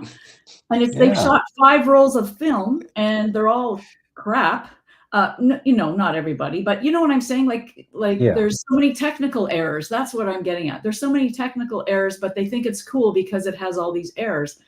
And I'm trying to wrap my hand around that because I've been taking photos for 50 years. So anyway, what are your guys' thoughts on that? I think they're in. So I think, it just like we all have a bad picture that we've kept and not deleted because it was the bird or the action or the story or the documentary. We don't share it because we have that discrimination. But if you think they're remembering what it felt like to be in that particular moment, and that's why they love it so much. And that's what they're going after, is that feeling. And we all do that. We have an emotional attachment to our pictures. We just kind of have a better discriminator of what we share and don't share. We're just a point of thought, maybe. And Rob, you're talking about, your point in time. But I think if we looked at the old Life magazine photos, and a lot of them were backlit because of the subject matter, and they become timeless. But were they bad pictures? And is it the technology that is improving to such a degree that you can capture what the human eye can capture rather than what the camera, 18% gray or micro four thirds or full frame, will capture nowadays? And the post processing will draw out everything that your human eye could see and process versus what the camera could process way back, 50, 60 years ago. So I guess it's all relative, but the good news is got kids into photography. and there are 3 things that I always tell our students, is go have fun. And that's it. The bottom line, go have fun, make mistakes, because it doesn't cost you a dime to make a mistake with digital photography. Yeah, Except definitely. gear. That's the mistake. Yeah. Yes, gear acquisition syndrome is it's in the DSM-5, psychiatric book. I think the thing for me is, I see it as a double-edged sword. Everybody has a camera now. When I was younger, cameras were so expensive and quite elitist. And everybody has one on their phone now. Everybody has the ability to take photographs of great quality. And to a degree, the negative side of that is dumbing down photography. It's really dropping some of the standards that we would have looked for, because people can just snap away. We didn't see those snapshots so much in the old days. The counter side of that is just being said by Tom there. There's a lot more younger people coming in and with a lot more ideas. And I think as a fashion thing comes in, remember a few years ago, everything was a Dutch tilt coming in. It's gone now. It was fashionable. But I think, to me, the whole thing with photography, again, coming back to that documentation, I've been doing family tree quite a lot recently because I've been applying for a different citizenship. So I've been going back to my family tree. There are so few photos of my family and so few photos in realistic places because people didn't have the cameras. And, I was talking before about being in the military. When I went down to the RAF College at Cranwell, they've got photographs from all of the officers' intake courses back to 1918 when the Air Force was founded. But the original ones were all line art drawings. And I thought, that's really good. We're talking to the guy about line art drawings. They must have invested a lot more in those days. And the answer I got back was no, it was cheaper to get an artist to do a drawing of someone than it was to take a photograph. And that's totally the opposite way around today. And I think it's a golden time. If we really want to look at it properly, it's a golden time. The last 10 years have been a pivot point. I think for taking photos and for documenting and for getting people's skills up, it's got to get better because there's more availability. And I think that's a really good thing. Yeah. And really you can start with a very minimal, your phone to get started. You don't need a camera even, but Yeah, I think documentary and the the interest that we're seeing, a lot of enthusiasm from the younger generation is great. I'm always happy when I see younger people coming into the photo club and with their new cameras and excited to get out there and, oh, I didn't know this was here. This is my new go-to spot. This is where I'm going from now on. And then I take them somewhere else and, oh, this is awesome. I'm going to go here. uh, the enthusiasm along with that is also very exciting. We had a presentation recently by a young man, and when he was asked the question, he was asked, like, how does he find his birds? And so he was photographing with a 600 millimeter prime lens, and he said, well, I don't have my driver's license yet, so it's kind of wherever I can go on my bicycle. And I'm thinking he could afford, his family could afford a 600 millimeter lens, but he didn't have his license yet to get to these places. And I thought, but how cool is that he's out there on his bike? Sort of get back to some of the technical things about your photography, like your macro photography, and because there's macro photography, a lot of times we think about getting super close and taking a picture of little spiders and things, but it's so much more than that. So I wanted to kind of get your perspective and your experience and how you do macro photography. Like, do you do focus stacking? Absolutely, yeah. So because I see, I think we have a screen we can share here. Yep, great. Not one spider here, which is awesome. I hate spiders. Certainly macro can be, spiders and insects and getting in close, but I think of it more as being able to kind of see a subject no matter where you are. The teasel that's up in the upper corner, to me, looks like it was undergoing like a mustache contest. But I was out there waiting for short-eared owls, and it was cold, and it was hours of standing, waiting, and hoping the owls were going to come out. And I finally said, I got to find some other things to do. So I actually didn't have a macro lens on. I had the 150 to 400 on. But that lens has macro-like capabilities. It's not 1x, but it's pretty good macro, and it isolates the background. So that's handheld focus stacking, out in the field of that teasel. And focus stacking is something I am very addicted to. I love the fact that close-up and macro photography enable you to kind of find things. So the second picture in is, those of you that know me know I love faces. I love finding hearts and faces and pareidoia. And I'm walking along the beach, and there's a little red hat lady, right? So she's wearing this little pink hat. She's got two eyes, a little smiley face. And, how can you not get joy when you're kind of walking about? So I would say, like, that 60 millimeter macro lens, if you're a birder, put it in your pocket, because you can always find subject matter. If the birds are slow, there's things around you everywhere. And then you mentioned focus stacking. Definitely, I could have done doing focus stacking with my Canon system. It just would have been a more manual, arduous process. And I really didn't have that much interest in like the technical aspects of focus stacking. So when I got this camera and it does in-camera focus stacking, I felt like Goldilocks. It was like whole life, like 2.8, like, this chair is too soft, and F22, like this chair is just too hard.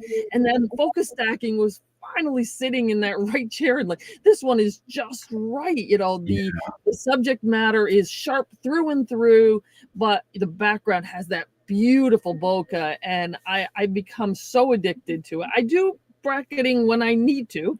Our camera's 15 images is the most you can take for in-camera focus stacking. And for me, 90% of the time, that's going to be sufficient. And so I bracket when I need to. But the focus stacking, it's immediate. You got it. You know that you can have these beautiful backgrounds. I was out in the rain on the bottom three pictures there, and I'm, focus stacking in the rain. And I thought, like, wow, I just wouldn't have been doing this with a different system because of the weather sealing and not being able to have the focus stacking in camera. Two little tips I'll give when you do your focus stacking. One is, when you're done with a series, take a picture of your hand, because you come home and now you have literally like hundreds and hundreds of pictures, and like, where does one start and stop? You want to make the workflow like as palatable as possible. So make sure that you're doing that. And then making sure that you can see that little line that appears around your focus stack, so that you can have a higher percentage of keepers and not like crop off things. So the line by default is kind of a darker gray color. You can change that color to some other color, and that'll just make your life so much easier when you're out and about doing that. Could I add just one point, Rob? Mhm. The tulip, is a prime example. Could you bring that tulip back up? Is a prime example of the beautiful bokeh, the 90 millimeter or the 150 to 400 will have on these subjects, because you can isolate your image, but if there's a distracting background, the bokeh will help merge some of these colors and these shapes that will make it nice and pleasing. And I think that's something to consider with the focus stacking at f5 or 4.5 or f2 2.8. Even though you might have a distracting background, try to get the whole image sharp, and then the background will completely go soft, and it'll just merge together to a nice wonderful color palette. I do hear some photographers say, well, just shoot at f22 or more and bring a background. Well, there's a couple of problems with that. Is that, all right, now you've got to kind of have like an extra hand to hold that background or an assistant to hold the background. But even that being said, there's still wind. So there are times that even if f22 in a background might work for depth of field, it might not work because I'd have to put it at, ISO 300,000 and be able to, have no wind in it. So at 2.8, my shutter speed can be much, much faster. So there's the background and depth of field part of it. But if you're not in a studio taking pictures, you also contend with wind often. Yeah. And I think this illustrates really well, why you would want to focus stack versus, trying to do something at f22, because you do lose that, you do blow out the background, so to speak. You can separate your subject better at lower aperture numbers when you're focus stacking, and you also avoid sort of if you're really technical, you can avoid some other technical issues when you shoot at f22, like diffraction and lower image quality overall. And then stacking also at f2.8 versus just taking the shot at f2.8 allows you to get the entire subject in focus, but still blow out the background. So it's sort of a trick, right? Yep. It's sort of like magic. And you can do this with insects. You'll have a slightly lower success rate because antenna move on an insect.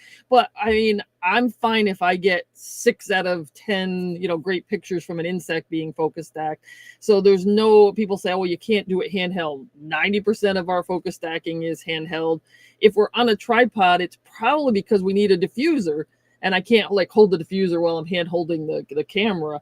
So people say, oh, you can't do insects. We do insects all the time. Matter of fact, we now know all the bugs that eat our flowers in our garden because we're out here at midnight.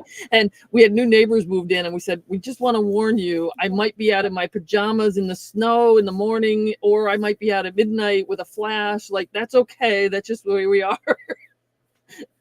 Yeah.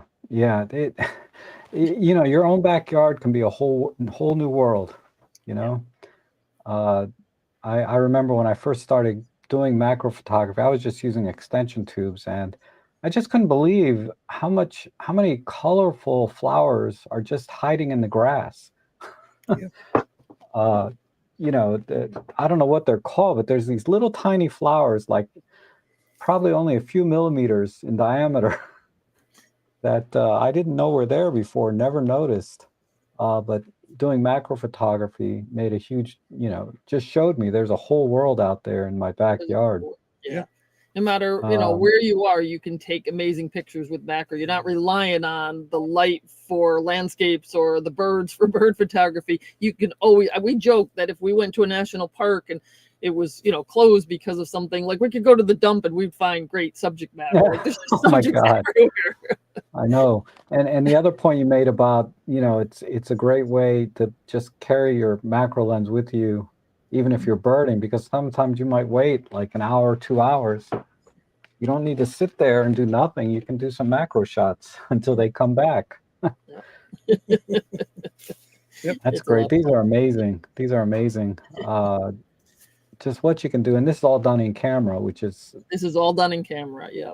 I would just blows my mind that this can be done so easily. And it goes back to the idea of the Micro Four Thirds system is just such a Swiss Army camera. It can do everything. It can do everything and do it well. And it, I know other camera systems can do this sometimes, but I haven't found any other system where the execution and the workflow of doing this kind of photography is so smooth, and so well executed. Because you can do this with any camera, but the execution and the workflow is so much easier with the OM system and Lumix cameras. It's just unbelievable. Yeah. So what I wanted to ask Maddie, I hate to kind of go back to this topic for continuity purposes, but when we were talking about documentary photography and how photography has evolved over time, how do you feel about like long-term projects? Because I've heard of people doing like these 10-year projects, or just project long-term might be a month, long-term might be 10 years. How do you look at long-term projects, or do you think that's still a thing? Well, I certainly think it can keep you motivated and keep you shooting, especially if you are a recreational photographer and you struggle to find motivation. Maybe I have to say I love long-term projects when I see people doing them, but I have to say I haven't done many myself, because when I was working as a commercial photographer, it was so busy all the time, and even I shot very little of my personal work during all that time, like decades. It was mostly some family documentation and everything. And I sort of reinvented or found photography again after 2017 when I quit all commercial work. But yes, I do. They can be very interesting. They can keep you motivated. And I also have to say that sometimes those long-term projects, they might not have started like a long-term project. For example, I could now put together certain types of, let's say, documentary street photos, and then tell them that tell everybody that is really super interesting to you. And one other thing is that I think you should challenge yourself and you should get other people involved, because whenever there are other people involved, you're less likely to cancel the whole thing, because it's embarrassing if you already told a bunch of people that I'm going to do this and would you like to take part or become part of it. So if you go out, I'm not saying that something is worse than other, but let's say you pick something simple. You go out and take pictures of trash cans or bus stops, which is good documentary, but it's very easy to stop doing that because it's not very demanding and there's no one else is involved. But let's say you decide to take portraits of disabled kids. You need to take the parents in, and there's a lot of organizing and things like that, which can be exhausting, but I think it can also be very rewarding once you can pull it off and once you get it started. It's just an example, of course, but something like that. I think it can be very, very rewarding, and it can keep you motivated, and it can elevate your photography to another level. Absolutely. I mean, focusing on a particular subject in a project or an idea even, it doesn't have to be a specific subject. It can be just an idea that you want to have a project about. Definitely makes you stretch your creative mind, right? That's so like I've taken a picture of this trash can and that trash can. Now what can I do next? And you have to think, right? So definitely, yeah, projects. And it can also evolve the project once you get it Right. started. It becomes something else after 2-3 years, maybe. I don't know. Right. Interesting. But I support that idea. I think it's a great idea to start something like that. Right. And for sure, over time, there are going to be ups and downs. You feel like I can't do this anymore. It's not. I'm too tired. I'm bored, or whatever, and that's inevitable. In everything, no matter what you do. Mhm. But I think if you pick a good subject topic that is interesting to you, and you feel like your pictures can make a difference, then it's more likely that you stay on the project no matter what. Yeah. And I like the idea of, going through your own archives and maybe putting a project together and then continuing that. Yes, With that. that's one. Yeah. That's a great idea. Okay, so I want to kind of wrap things up here with just a couple of questions, that are more general, right, to all of us. And how let's start with the low-hanging fruit. Like, and I'll start with James. Like, what do you use to edit your photos, and how much editing do you do? A lot less than I used to. I used to use Lightroom an awful lot. I was doing, for a good while, as a professional, I was doing school portrait photography. So I could take 1,500 shots of youngsters in a single day. And then I needed something which would give me a lot of batch control. As I've stopped doing professional work and I've come to YouTube, I can't be bothered carrying a big computer system around. So most of my stuff is done straight off an Apple iPad. I'll upload photos onto there, put them onto that, do a very quick editing on there, and publish them. Because what I tend to do photographs now, and it's been an issue on the motivation front, which maybe we'll discuss at a different time, but I've been shooting mainly to put onto YouTube videos more than anything else. So for me, it tends to be very, very quick and simple, where it used to be a little bit more involved. If I was really doing something involved, I'd be using something like Photoshop, but it takes away the fun for me.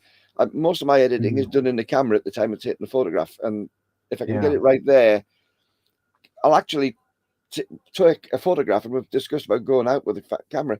I'll take a photograph and I'll edit in the camera as I'm doing it, and I might not even look at that photograph again for another month, because the experience for me was the fun of taking the photo, not necessarily the background stuff. I'm not a great editor. And most of it's just on an iPad. Okay, and I think, Marlene, this kind of ties into the impression that I get with your photography is you like to get things right in camera, Yeah, as much as possible. And I mean, I mostly shoot JPEGs, and if the lighting's right, I don't use my raw files. And I've started kind of shooting more raw now, but honestly, I usually toss them. I was obsessed with denoise software for a while, especially with some of my, my bird photography that was done in lousy lighting and owls at dusk and these kind of things. And I don't even denoise anymore. I'm like, I do a lot of printing, and I send to photo labs. I don't do my own printing because I can't afford it, but I'll send out, make big prints, and nobody pixel peeps like we do. Nobody cares who's looking at the photos. Like those pictures behind me are 2024 canvases, shot in my backyard on a white piece of paper. Like, honest to God, like and I can one click get rid of the, make the whites whiter. But like Brian, I use minimal Lightroom edits. I don't like being on the computer. I don't like sitting for hours and hours, as I've kind of mentioned. And so, yeah, if I can, the joy for me is taking the photo and getting it right in the camera is my goal, as close as I can. Yeah. Yeah, and I try to do that. I do a ton of editing, don't get me wrong. But when I go out on my photo club, you know, on the photo walks and things, we all share our images, you know, within the meetup. And I'm usually always first because I got the composition, the lighting, and everything right when I took the picture, and I can just post them almost as soon as I get home with minimal editing, maybe straighten the horizon or crop a little, but that's it. I think also for me, Rob, some of it is when I do start getting onto editing software, I over edit. I'll bring in all sorts of things. I'll stop pushing saturations way beyond what I would really like to. And then I come back to those same photos a year or two later and think, why did I do that? You know, it's Right. like, it seems to be too much. It's like being a child in a sweet shop. You want one of everything and you want them all at the same time. All you do is make yourself ill. And I think for me, a lot of the post editing just is taking too much because it's there. Yeah. I don't want to have to rescue a photo because I did a lousy job. Like, then Yeah. it's not a good photo. Like, if I'm spending too much time editing a photo, like, it's obviously something else is wrong. So, Right. Right. Well, again, with the school photos, for me, when I had 1,500 kids coming through on a day, you can't ask them all to come back to take a reshot. That's right. Or like, you know, if you're an event photographer, like a wedding, you know, you can't get that first kiss twice, right? So but I think for Lisa and Tom, your photo editing can be very specialized or niche, right? With stacking. And so do you use, when you're not doing in-camera stacking, because it's not always 100%, do you do like do it the old-fashioned way? And what software do you use, or if any? So we agree completely with, you know, trying to get it in as close in camera as you possibly, you know, can. But there are times where you have to expose for the subject, and therefore the new, like, you know, raw developer is just amazing because you can click on the subject, click on the sky, and you can bring it back to what you saw. I mean, bald eagles are very hard because you got the whites are so white, and then the darks are so dark, and then the sky, if you're exposing the eagle properly, is white when it was blue. So with like 3 or 4 clicks in you know, either Lightroom Develop Module or Adobe Camera Raw, you can bring it back to what you were seeing. So I think we try to get it absolutely right, whether it's the macro or birds in camera. But what we do in editing is very minimal to kind of bring it back to what we saw there. We do occasionally do focus bracketing. We use Helicon Focus for that, or I'm using Luminar Neo now, and Leo is really easy compared to Helicon Focus. So that would be for bracketing where I need more than 15 subjects. And most of the things that we're doing are flowers and insects, not at that, like, you know, the eyeball of an ant type of thing where you would need, you know, 300, you know, images. So Really?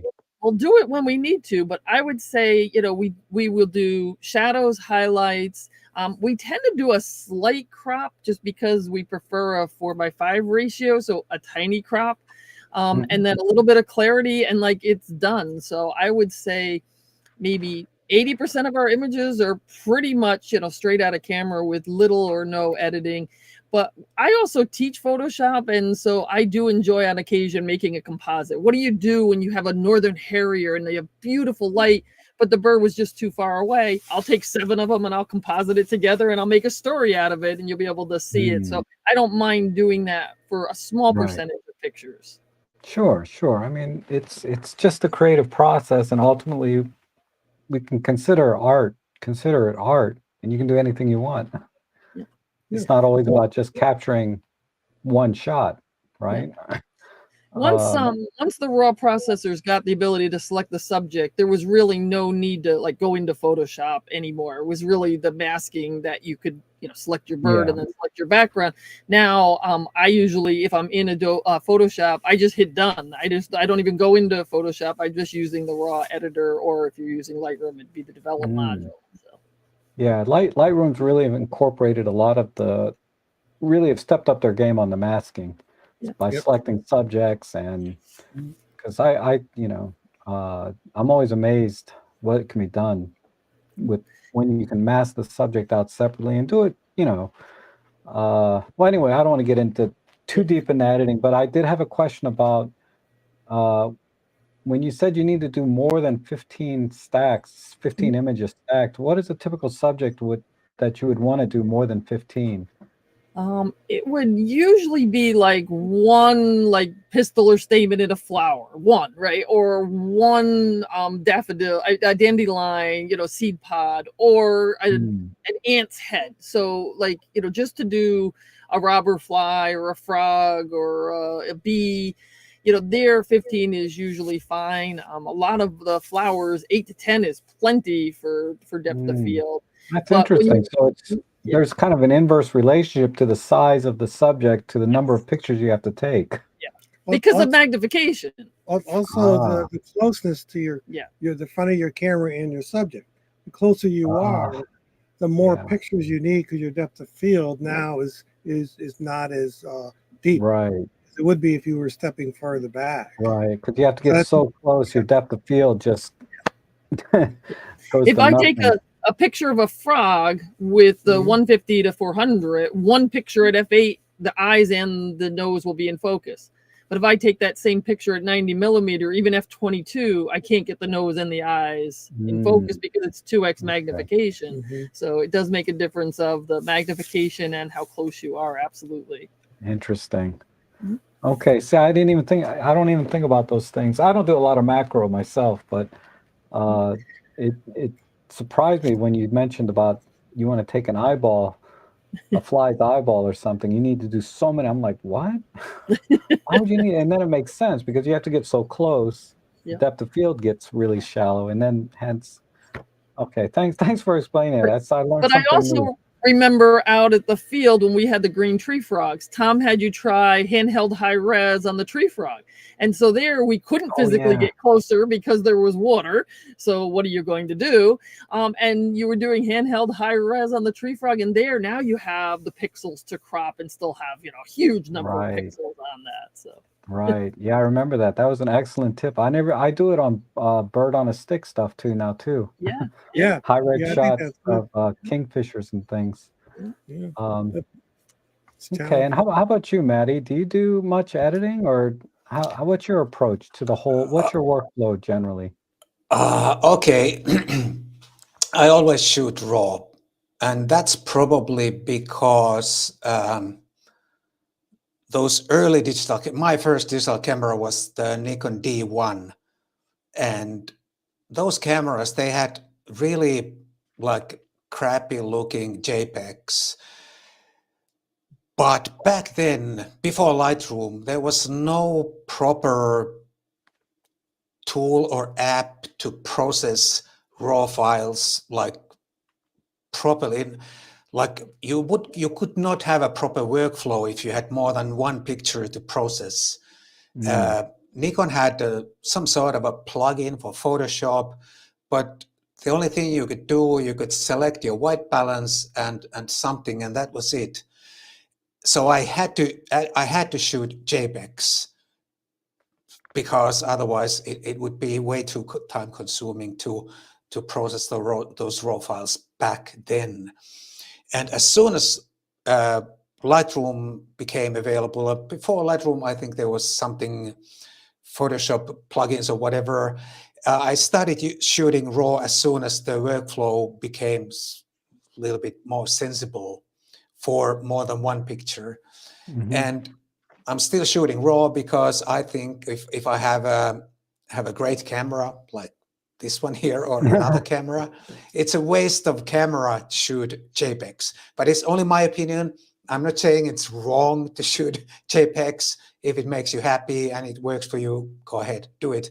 But RAW works for me. And my editing is very minimal, very, very minimal. Lazy when it comes to exposure. I let the camera do the auto exposure, whatever it's doing. And it's usually 99 times of 100. It's close enough. Then in Lightroom, test very minor like exposure, adjustment, and then it's perfect. And Yeah. the raw files from modern cameras, they have so much like tolerance that it doesn't really matter if it's a little bit under, a little bit over. Right. And yeah, Lightroom is my favorite raw processor, but it's only, I mean, it's a fairly good, I've been using it since the beginning. Yeah. But I'd be ready to process my raw files with Photolab, for example. But Lightworks and everything, it has everything I can hope for. But for example, Photolab is just as fine when it comes to processing those raw files, in my opinion. Well, you definitely have a documentary photographer point of view on that, in the sense that, you know, with documentary photography, you don't have to get quite as creative with the exposure. The camera will catch it just fine. Say, versus, I think a lot of other types of photography, you would want to get creative with the lighting, you know, and the exposure. You don't want to take what the camera just gives you sometimes. Yeah, but most of the time, the camera is right anyway. Oh yeah, I don't yeah, have to do definitely. it. I think for documentary and very realistic type photos, the camera does a great job, and then the editing is very straightforward as well. For me, But I how like is it? to. But let me ask, how is it different? Let's say if you shoot landscapes, what's different? Oh, well, sometimes, you know, if I want to do a landscape low key and just make, you know, just basically clip the entire foreground to almost black and only have a few highlights along the you know, sort of like rim lighting along the mountain landscape. If I just let the camera take the exposure, it's going to try and expose the foreground, the background, the sky, and everything. And sometimes maybe I just want just sort of the rim lighting off the edges of the mountains, you know, and I can Oh, underexpose it. Things like that. Like I said, you know, trying to get creative with exposure and do artsy fartsy things. I wouldn't necessarily just put in program mode or aperture priority and just take the camera's initial exposure. And a lot of times I end up bracketing and taking multiple exposures, then blending them separately myself and doing panels, all that, you know. it's I a get creative with completely it. I'm a big different time editor. I approach. love to edit. I'm sorry? It's a completely different approach. Yeah, definitely. That's what I was saying. For your perspective was very, I could see that from a documentary photographer's point of view. You know, the cameras already do a great job at exposing the image. And then your editing process is pretty straightforward, right? It's just some minor adjustments. And then you talked a lot about the cataloging ability of Lightroom, which is, for me, is irrelevant. You know, I end up deleting a lot of my images anyway. But that all makes sense. And then and then Lisa and Tom talking about Luminar Neo for stacking and stitching, I thought was interesting. I'd never considered using Neo for that. If I can, Rob, just before what Maddie said, though, a lot of my photography was the opposite end of the scale because I was doing studio work where I had a totally underexposed shot in the camera and everything was on manual because I wanted consistency. So I was using strobes. My camera would be set totally to manual. So any external light coming in wouldn't bother it, and it was taking all its light from artificial light. And then even, you know, focus, I'd put a cross on the ground where the focus was going to be and didn't usually even rely on autofocus then. So it depends a lot on what sort of photography you're doing as to what you take from the camera. Right. Yes, of course. I'm talking about my current mindset.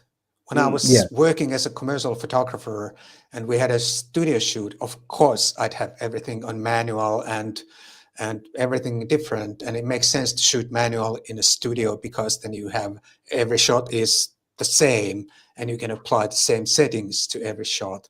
That's different. But and of course, way back, cameras where the raw files were not as good, and with film you had other things to consider.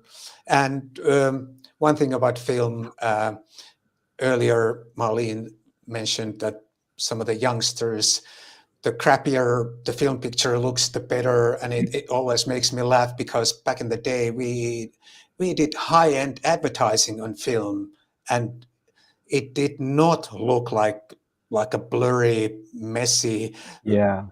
crap. I mean, it looked really, really good and sharp and everything. But it's funny how many young people think about the film, how it should be like grainy mess, even though Yeah. it's Not not just supposed film, to but be like- like that. Yeah, like the digicam craze, right? Yeah. Oh, but I think okay. they're just That's- excited that they're working with this new medium. I mean, it's very tactile. It's slower. You know, you have to wait to Yeah. get your photos. So I think they're just happy to have something to show for their first or second effort or whatever.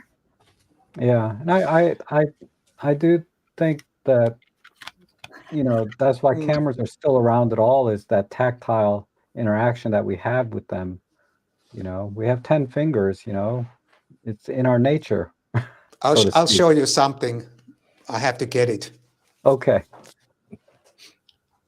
So, you know, to steal OM Systems, you know, tagline, it's in our nature. We like the whole Where thing did I put and it? be tactile. Do you know what it is as well? It's here. I've got this box of film. I'll open up. There's a smell. There's a reminiscent smell. When as soon as you get the film, you think, "Oh yes, I'm back home again." Yeah. While I was, I'm sorry. While I was looking for that magazine, I found a box full of old Polaroids that I shot, because we used this as test pictures Yes, back in that the was day. your raw file. Yeah, that was the test shot that we Yeah. would show the client for approval. And I have like, I don't know, hundreds of these here still left, like so. And I don't know what this was, but it was something. Yeah. And Yeah. another portrait. That's your next zine, Maddie. That's your next zine. Make a And scan those. some catalog, what do you call catalog shots, Right. products for stuff like that. These are old. Yeah, that's pure art now. Yeah. Kids would love it. And these are great. I mean,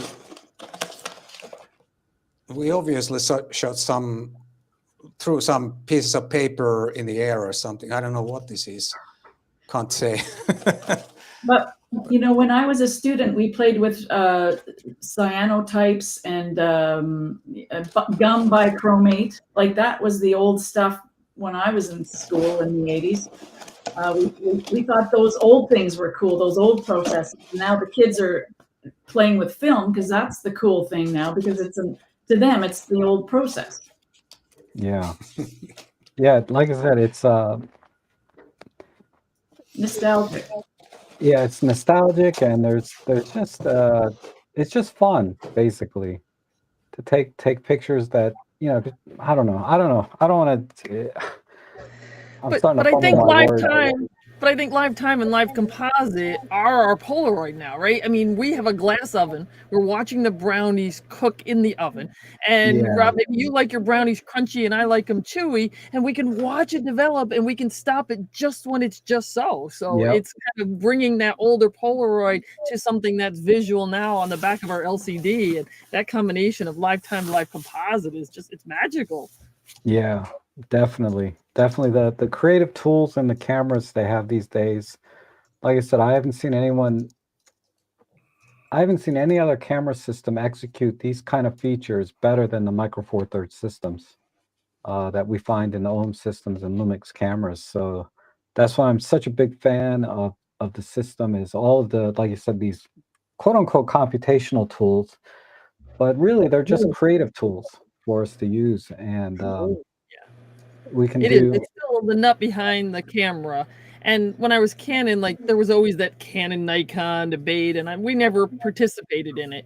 And yet, when we got our first Olympus camera, people said, "Wow, like you're taking so many more pictures." And I'm thinking, no, not really. But because of those computational tools, we could get that final product out quicker. What was in our head to the final thing just faster. Right. So everybody's mentioned fun, and I know almost everybody I know that's gone to Micro Four Thirds, like they're like, "Oh my god, like this is so much more fun." And then Yeah. that makes you want to take more pictures. Yep. And explore, get the kind of images you thought you never could do or never understood how they were done. And it's like I said, the way the camera builds the exposure on the screen for you to watch it and stop, and gives you more ideas, like what happens if I go an extra minute, with this shot, right? So you can experiment a lot, and there's no cost, and that's the beauty of digital is, unlike Maddie's Polaroid box there, which has probably cost a fortune. We can do that now very, very, very, very inexpensively. I know that the Lumix cameras that if I'm bored or can't come up with an idea, they have creative filters built right into some of the Yes. lower end cameras.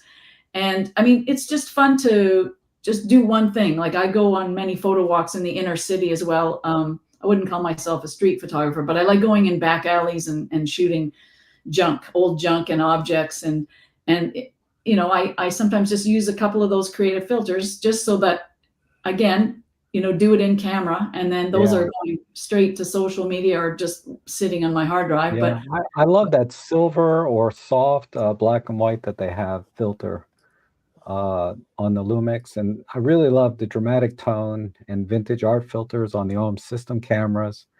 I mean, art filters are kind of controversial. Some people think they're stupid and hate them, and other people love them. I love them myself. well, it's just and- a different way to look at things, especially if it's Yeah. just a personal thing you're doing. I mean, and the thing is, like, for me, photography is not just technical. It's hugely my mental health. And going on a photo walk, whether I'm looking for birds or Yeah. looking for crap in back alleys, I'm in the moment. And so often these days we're not in that moment. We're so worried about so much. There's so much going on in the world right now, and sometimes it's just nice to just get out there and look through that viewfinder Yeah. and see that tunnel vision and just look in that box and just worry about that box, and everything else for me just disappears and melts away, and I find the joy in just doing those simple things. Yeah, and photography has allowed me to learn so much about my local area and local creatures like water bugs and like water bugs are so fascinating. If you ever anyway, I don't want to get into that, but I never looked at water bugs twice. But after I got into photography, I said, okay, let me just stare at these because this is a hard subject. And then I started learning about their behavior and how they communicate. But yeah, photography can really expand your knowledge about where you live and the things around you. And that's what makes it so much fun, at least for me, is everything I've learned and get more out of life in general through photography. So I do want to wrap this up and thank everyone for coming in today. It is a great honor and pleasure to have you here, and I appreciate you sharing your experience and all of your knowledge and enthusiasm for photography, and knowing that we all use Micro Four Thirds gear as kind of secondary, but it is the tool of choice for us. And I just I encourage everyone out there to enjoy your photography, get out there and look at the Micro Four Thirds systems and what it can do for you and your photography and all of the tools that it has in both cameras and how well they are executed. Because when you look at spec sheets, a lot of times you see the same specs, better specs here, better specs over there, but ultimately, how is that execution, right, of that particular feature? And I found Micro Four Thirds systems in Lumix and OM systems to do that better than anyone else. With the computational stuff, I hate to use the word computational. I like to think of these are your creative tools, that you have available to you, your live comp, your in-camera stacking, even your R filters, I really like. And all of you here have, I think, reinforced what a great system that we're in, that the diversity of products that's available through Micro Four Thirds, in my opinion, is just unmatched. So thank you so much for sharing your time with us, and I'll leave it if you have any last words that you'd like to share, and I'm going to open up the Q&A section. I'm going to stick around for that. You're welcome to stay for that if you like, but otherwise, I know a lot of you are very busy on the weekends because this is when you go out and shoot, right? So I don't want to keep you if you can't stay, that's okay. But Maddie, what any last words for the audience? I don't know. It's been a pleasure, and I can stay for a while. It's evening already, and I'm all alone here. Wife's at work, so I can stay for a bit if there's something. So no problem. Okay. And Brian? Yeah, I'm well to stay on a little bit longer as well. But one of the things I have picked up, as you said about the diversity of what the cameras can do. I think one of the things for photography from this camera system is a diversity of people it brings in from all sorts of backgrounds. All 5 of us have very different photographic backgrounds, and yet the same camera systems can appeal and can accommodate us all without being detrimental to it. And the final thing before you go on to that is what was said all along. I finish all of my videos with keep on having, have fun with your photography. Yeah. And that's the most important message I can probably ever say. Don't worry about cameras, just have fun. Yeah. And Marlene? Well, I think I already kind of mentioned it. It's just like, the joy. And for me, it's more about like this, seeing what's in front of me and being in the moment. Yeah, absolutely. Being in the moment. That's reminds me of Ferris Bueller. If you don't stop and look around for a little while, you might miss it, right? And Lisa and Tom?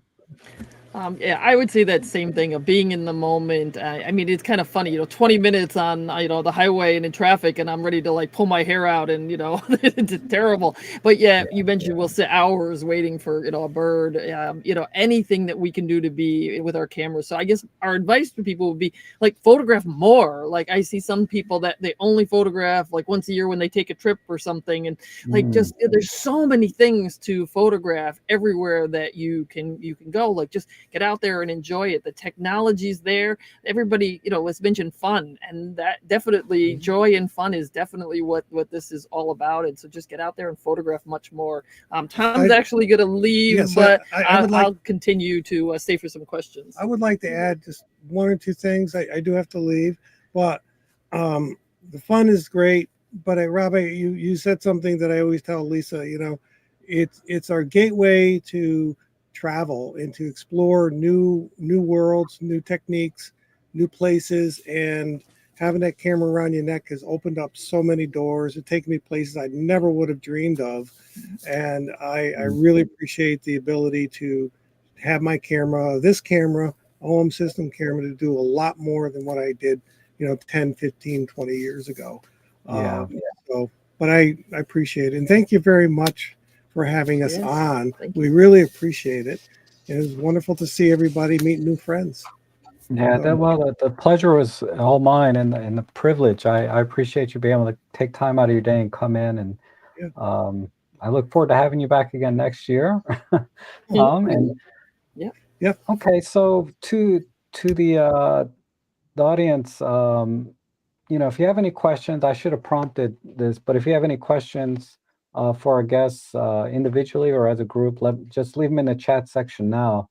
For those of you that are regular viewers of my channel, I can go 2-3 hours in a stream and just ramble and take questions all day long. But I think I did see one question here from Adam Farb. I jumped out in a few times today. Did they have any discussion about some of the upcoming teaser wishes types of stuff from OM System Land and Lumix? No, actually, the announcement for OM Systems is on February 6th. So that's when you're going to just be flooded with information about the camera and stuff. So rather than speculate and talk about things that we don't know, it's best just to wait. I don't want to give anybody the wrong idea about the camera systems or things that aren't official yet. But February 6th is the official announcement for a new camera from OM Systems. So I'm very excited for for that day to come so that we can all learn about the camera. It's gear is always exciting, right? I'm one of the worst, that you can see from my background, all the cameras I have. I'm one of the worst FOMO gas people on the planet, besides Eric Jennings, maybe. Of course, he's kind of backed off that a little bit. But anyhow, and let's see. Maddie, what is the guitar in the background? Oh, this is it's just a cheap Stratocaster knockoff. Oh. And I'm not gonna play here. I'm very beginner, so it's better I don't play anything. But Okay. I'm learning slowly, but I can tell you it's a lot harder than photography. I can't put that thing on P mode and just let it almost automatically play anything. I really have to, or whoever is playing that thing or similar thing really has to actually learn something before they can come up with a song or some tunes that make sense. So Right. appreciate all musicians or everyone who can really play. Photography is super easy compared to that. That's funny. And then Robin is asking, when's your next workshop with Peter in Finland? I replied to that already, that there's okay. no plans Okay. at the moment. All right. And let's see. I thought I saw one earlier, but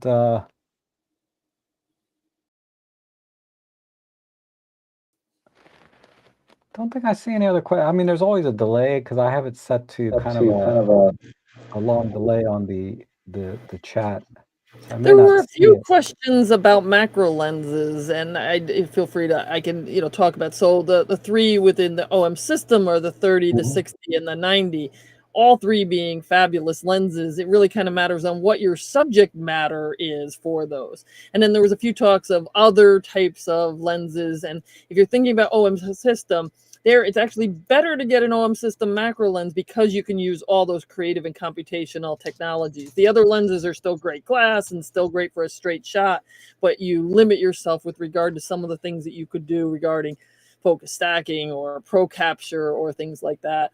But also maybe just starting off with a nice NISI close-up filter on the existing lens that you have as well, and kind of getting addicted there. Because some people say, well, can I do it a little bit less expensive? The NISI close-up lens, or if you have an old Canon like 250 close-up lens, like those, they actually called them lenses, not like a cheap filter like the ones that you can buy for $20 that are not going to do you very good. So any of those options, the NISI filter, the 30 to 60 or the 90, the 60 can be used for portraiture, for for macro, for anything. So if you're going to pick one of the three, I would go with the 60. But if you really need a low end, the NISI close-up filter. Well, let me ask you this.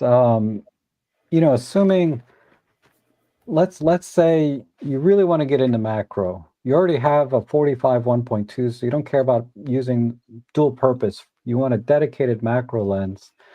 What situations would you use the 30, say, versus the 60 versus the 90? So the 30, I would consider more when you're really intimate with your subject and it's not going to be spooked away. So not as great for insects because you're really, really close to it. If you wanted to do snowflakes, a lot of people right now are doing the frozen bubbles and the snowflakes. You can get that 30 is probably the best for that. So like really, really small details of things that aren't going to like crawl away, fly away, that kind of stuff. The 60 probably is the most versatile of the three of them because you could use it for anything. And now at 2.8 portrait lens, street photography, you can put it in your pocket. The 90 kind of once you want to progress to now 2x magnification. It's the only macro lens that autofocuses at 2x and 4x. So now you could get into autofocusing at like really, a lot of people say macro and they only mean close up. But if you really want to do macro, the 90, and then the 90 gives you that additional kind of reach. A spider kind of knows if you're coming close. A dragonfly kind of knows where that 90, you're just, that much further away, you're more likely to get those subjects that can fly away. But if you're doing only flowers, not necessarily what you need. So it's kind of what subject matter you have. I mean, cost is always a factor within there, but I was more referring to subject matter. Yeah. Right. So that's interesting though. I didn't think about the 30 for like snowflakes and things like that. That makes a lot of sense, and it's a great budget lens. I see it on sale all the time for like $199. Yeah. But even at full retail, I think it's a good value. What about on the Lumix side, Marlene? Are there some good macro lenses there that I'm not as familiar with Lumix lenses? I don't do any macro like I did. Okay. I'm not really. That's not really my stream. That is cool. It's not your jam. I get I it. have to buy more lenses. Yeah, there you go. How about Maddie? Do you have any thoughts on that? Sorry, I was replying. What was the question? Oh, I was writing. If there are some good macro lenses for Lumix. Lumix. I used to have the 45 f2.8, and I think it was a pretty decent lens. Macro lens. I shot some really nice pictures on that, but I'm not a macro shooter. The only thing I'd like to have a macro, I had a Sigma for my Sony. I sold the Sigma, but I'm going to get another macro for digitizing my negatives and film. But other than that, I don't really need a macro lens. I'm not a macro person. I have another backstory why I hate macro photography. It's also on my YouTube channel. It was one of my first videos I ever made. Oh, wow. I can tell you a short version. When I was still a young photographer, and my neighbor worked for a company that sells all kinds of dental, those dental braces and all kinds of dentist accessories and tools and stuff like that. And they had another product catalog coming up. And my neighbor asked me, I'd like to shoot the pictures for the catalog. And of course I said yes, but I had no idea how hard it is, because many of the things that you glue on your teeth, they are super tiny, like 3 millimeters small. Yeah. And I didn't have proper macro lens. And in 1983, 84, there was no YouTube, there was no internet to look for advice. And all the lights and the tools, they were quite primitive compared to what we have today, and no focus stacking, nothing like that.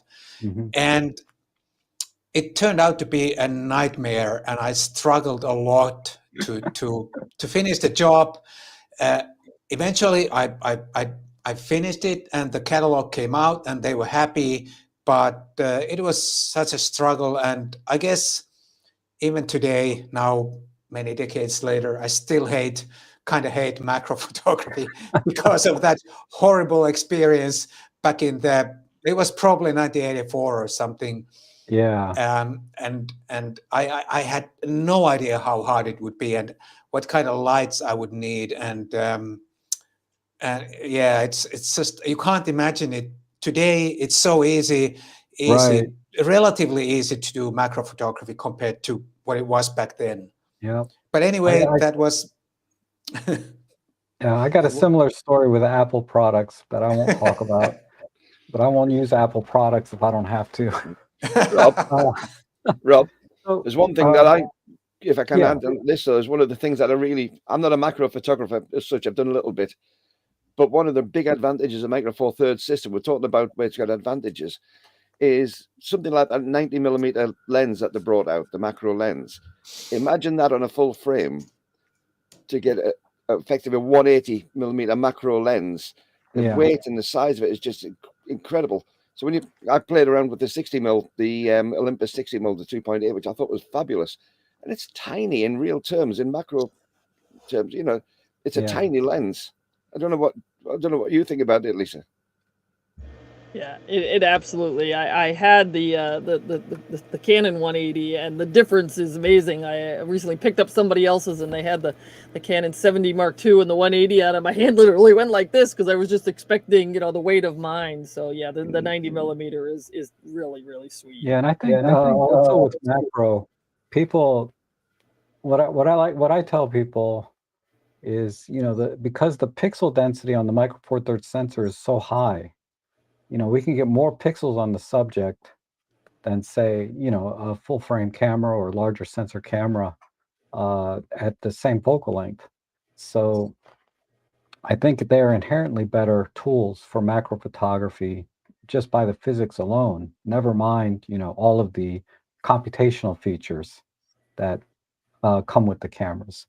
And I think this might be a good question for you, Lisa, is if you have any experience between Nisi and Raynox, if there's any difference there. Yeah, absolutely. So I would consider the Raynox kind of a close-up filter versus the Nisi more of a close-up lens, like that, again, that old Canon 250D and the 500D. If you have a 60 millimeter and you want to get more magnification and you don't have the money right now to buy a 90, the Nisi or the Raynox will get you kind of that extra magnification, but I think you're going to get a little bit better image quality with the Nisi. The Raynox is good like when your subject is right in the center, but it's a filter, and it's a relatively inexpensive filter, and so the lens quality, the image quality degrades quite rapidly as you kind of go toward the edges. But I've done some things with it before the 90 came out with the Raynox that I would say, if that's within your, you know, your budget point, it's not a bad thing, but it might get you addicted so that you want the 90 more. So then you might put the money aside for the 90. You know what I mean? It's kind of that when you want to cry once or cry twice. I guess if you're dabbling, go for it. If you really think the 90 is what you want, you just can't afford it now. I set up a little kitty when I want to buy something, and instead of us going out for pizza, we put $20 in the jar. Instead of us going out for dinner, we put $100 in the jar. You know, it's amazing how quickly that money adds up for your new gas that you need. You know, the new gas, gear acquisition syndrome. Cool. So yeah, I would probably, so that basically you get what you pay for. Raynox, then Nisi, then the 90 macro. Yes. And Robin has a question for you, Marlene. Is there a genre that you've not personally explored yet that you're excited to try out? Definitely astrophotography. I went camping last spring and caught some Milky Way photos, and now I'm hooked. And I'm actually doing a workshop in Dinosaur Provincial Park here in Alberta, which is a UNESCO World Heritage Site. So it's got dark sky. And I'm doing that with a photographer in Calgary and Monica Deviat. And I know I'm gonna be the underdog with Micro Four Thirds. But I have a Lumix S9 on loan from Panasonic, and I'm going to ask them if they would lend me like an 18 mil f1.8 lens to go with that for that workshop. But yeah, I'm really now here's the thing you guys probably don't know about me, but I work full time right now, and I'm a caregiver for a special needs adult, and I actually work nights. So as much as I love the thought of astro, it's very hard for me to get out at night. So I have to do it on my days off and take some. So I'm going to take this workshop for 3 nights, and it's going to be awesome because they provide food and everything. You just show up. So wow. And so I'm like, I love researching astrophotography. I love looking at it, and I've messed around with the live view composite on the Lumix camera, and I just think it's bedazzling. I have all the apps on my phone, and I'm always looking at the night sky. And I mean, I live in the middle of the city, and I'll go in the backyard and set up the camera and come back an hour later or 2 hours later, and with star trails, and it's basic stuff. But I'm really excited on the topic, and I just wish I had more opportunity to do it. But that's sort of what I want to play with in the next year or so or whatever. Awesome. Yeah, you'll love it. I got into astrophotography, more deep sky type stuff. And I'm sorry Ben couldn't be with us today. Yeah, He's I was kind of the looking forward to expert. hearing what you had to say. But, you know, this is again where Micro Four Thirds is ideal for astrophotography because the sensor is smaller, it runs cooler, and it generates less noise due to heat that, is generated with long exposure, deep Mhm. sky type photography. And a lot of dedicated astrophotography cameras use Micro Four Thirds sensors. Well, So it that's good just to know. makes sense that the camera, and I've done a lot of, not a lot, but I've done some deep sky astrophotography with amazing results with my Micro Four Thirds gear. Well, people like Uh, they always make you feel like lesser than because it's not a full frame sensor. So I'm not sure what this workshop will be. I know it's like the woman running it is a Nikon ambassador, so mhm. we'll see how it goes. But I'm okay. Like it's like I've said many times on this show here is like it's the joy, and if my Yeah, photo is 60% as good as theirs, I'm okay with that. I'm there right, for the experience, and also exactly. safety. Like I don't want to go on country roads alone at night. I need a nice big brother kind of guy to go out with me so that I feel safe in the middle of the country in the dark sky where Yeah, you don't want light, but you also don't want, two-legged wolves coming yeah. upon you. German Shepherd. You need a German Shepherd. Yes, or a nice German brother. Yeah. Okay, and then I guess it's more of a general question to everyone about because I've mentioned it many times that I belong to David Crooks's photography club. But how about the rest of you? Do you have any experience or opinions or about photography clubs? Are you members of one? Do you sponsor one? Or, what's your feedback on helpful feedback about your photography in order to grow when it comes to photography clubs? Who wants to take that? I'll start for me because I don't do photography clubs, and I'm going to be very careful how I say this because I don't want to deride photography clubs for the people who do enjoy them. But the couple of times I've been to photography clubs, they're very competition orientated, Mm, and I'm not particularly competitive. As I said at the beginning of this video, I don't like particularly showing my photos. It sounds silly. The commercial ones I do for a job, my own, are quite personal to me, and I have a little bit maybe of imposter syndrome when I'm around other photographers. But the big reason for me was it became on sometimes, and I say this is specific to the clubs I visited, it became something apart from the photography. It was the rules. You've got to have odd numbers of people. You could have a wonderful shot, but because it wasn't an odd number of people, an even number, it wasn't right. And I thought yeah. it was taking me away from photography too much. And I wasn't finding the clubs that I went to particularly friendly across the board. There was pockets of people who were really inspirational, who would really help you. But I did find that the center point of the clubs were quite cliquey. So as I say, I know that not all clubs are like that, but it put me Oh off. yeah. So never really did it after that. Yeah, it's very different in the club I'm in. There's definitely clubs out there. They take themselves too seriously. But uh the clubs my club experience with David Crooks here locally has been amazing. And it's always about it's more like a social gathering, but we get together and just have fun taking pictures, and we like comparing, what one person got versus the other, taking the same scene, and then we can learn from that. I learned so much by looking at other people's pictures, because I was there too, and they got the shot, like most recently, somebody got these really amazing reflection shots and double exposures, and just didn't even occur to me to do those kind of shots at that location. But then when I saw what they did, I was like, God, that's amazing. So for me, it's more about, the photo clubs help me, expand uh, creatively what you can find in the same spot.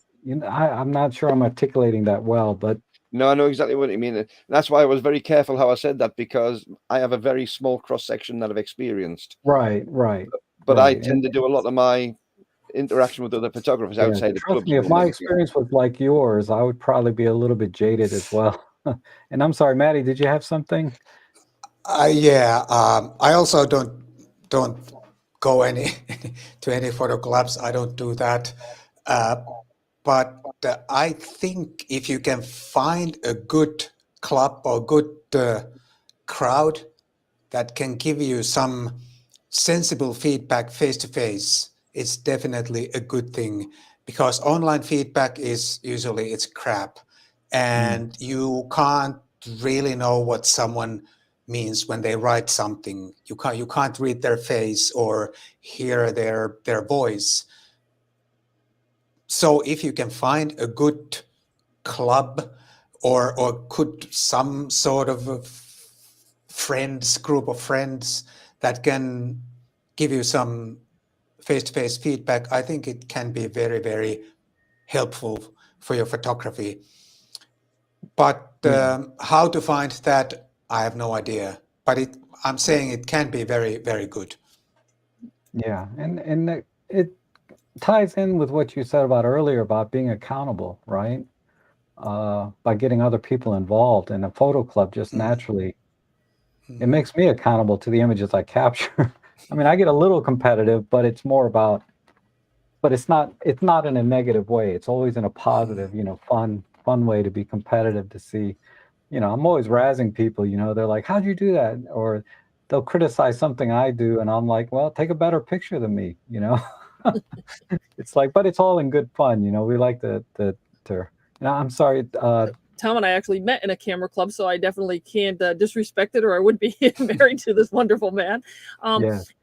As a beginner, I think you can get a lot of feedback that is good. I mean, I can remember joining a camera club and thinking my pictures were good, family and friends telling me they're good, and then realizing, oh, like this is what Phil Flash is, and you can learn. I didn't have the benefit then of YouTube when I first joined a camera club. I can remember that, almost everybody at one point in their first photography, they take a picture of a sunset, and it is, the bullseye in the middle, and then you realize, oh, there's things that's just composition, and there's definitely things you can do. Competition can get weird, and as mentioned, there can be different rules in different clubs, but think about it, instead of compete against yourself. So like sometimes it's nice to have external goals. I competed in PPA for quite a while, and my goal was to score better than the year before. I didn't care how I was scoring up against other people. And you have to know the pictures you're putting in have to meet that criteria. So there are rules. If in the days of magazine you only submitted horizontals, you probably weren't going to get published, So there are, rules, and you have to kind of think, okay, I'm taking all these pictures, take it with a grain of salt with competition. But it is a way of being able to be around other people who are as passionate as you. And so it can, with the right kind of sense of how you're going to use the camera club, be really, really effective. I was also chair of NECCC. So that was the New England Camera Club Council. We had over 120 camera clubs, and we had an event every year, and it was like a family reunion. We got to see everybody get together. I got to bring in the speakers, and be able to bring people in of different expertises. And so it was an amazing event. It has since kind of one of those, COVID fatalities, and the fact that companies don't have as much money to sponsor speakers anymore. So I think you have to kind of find your niche. So I don't disagree with the previous two people in their comments at all, but I think there can be value for the right person, and especially for beginners. Yeah, and I think you brought up something I forget sometimes is, photo clubs do bring in experts that share their experience and knowledge in person a lot of times, at little or no charge, to the members. So that's another benefit. You get to, see other professionals, if they're not already a member themselves. You can world-renowned professionals sometimes, in clubs. So it's a way to get access to things that you otherwise wouldn't know how to get access to different types of people and that are specialized in different types of photography potentially. So definitely that. Okay, well, I'm going to go ahead and end the stream here, and thank everyone again for staying here with me to answer a few questions. I really appreciate that, and you guys have been awesome. And to the viewers, you guys, thank you so much for joining us today. It's greatly appreciated. I hope you learned a few new things. I certainly did, and enjoyed our conversation about Micro Four Thirds as sort of the foundation, but really about photography, which is why we're all here today and together. We wouldn't be together if it were not for this great craft that we all enjoy. So everyone have a great rest of your weekend, what's left of it, and go out and keep shooting. Thanks for coming in today. Thank you. Thanks. Thanks, Thanks so Rob. much. Bye-bye. Good to see Bye. everybody.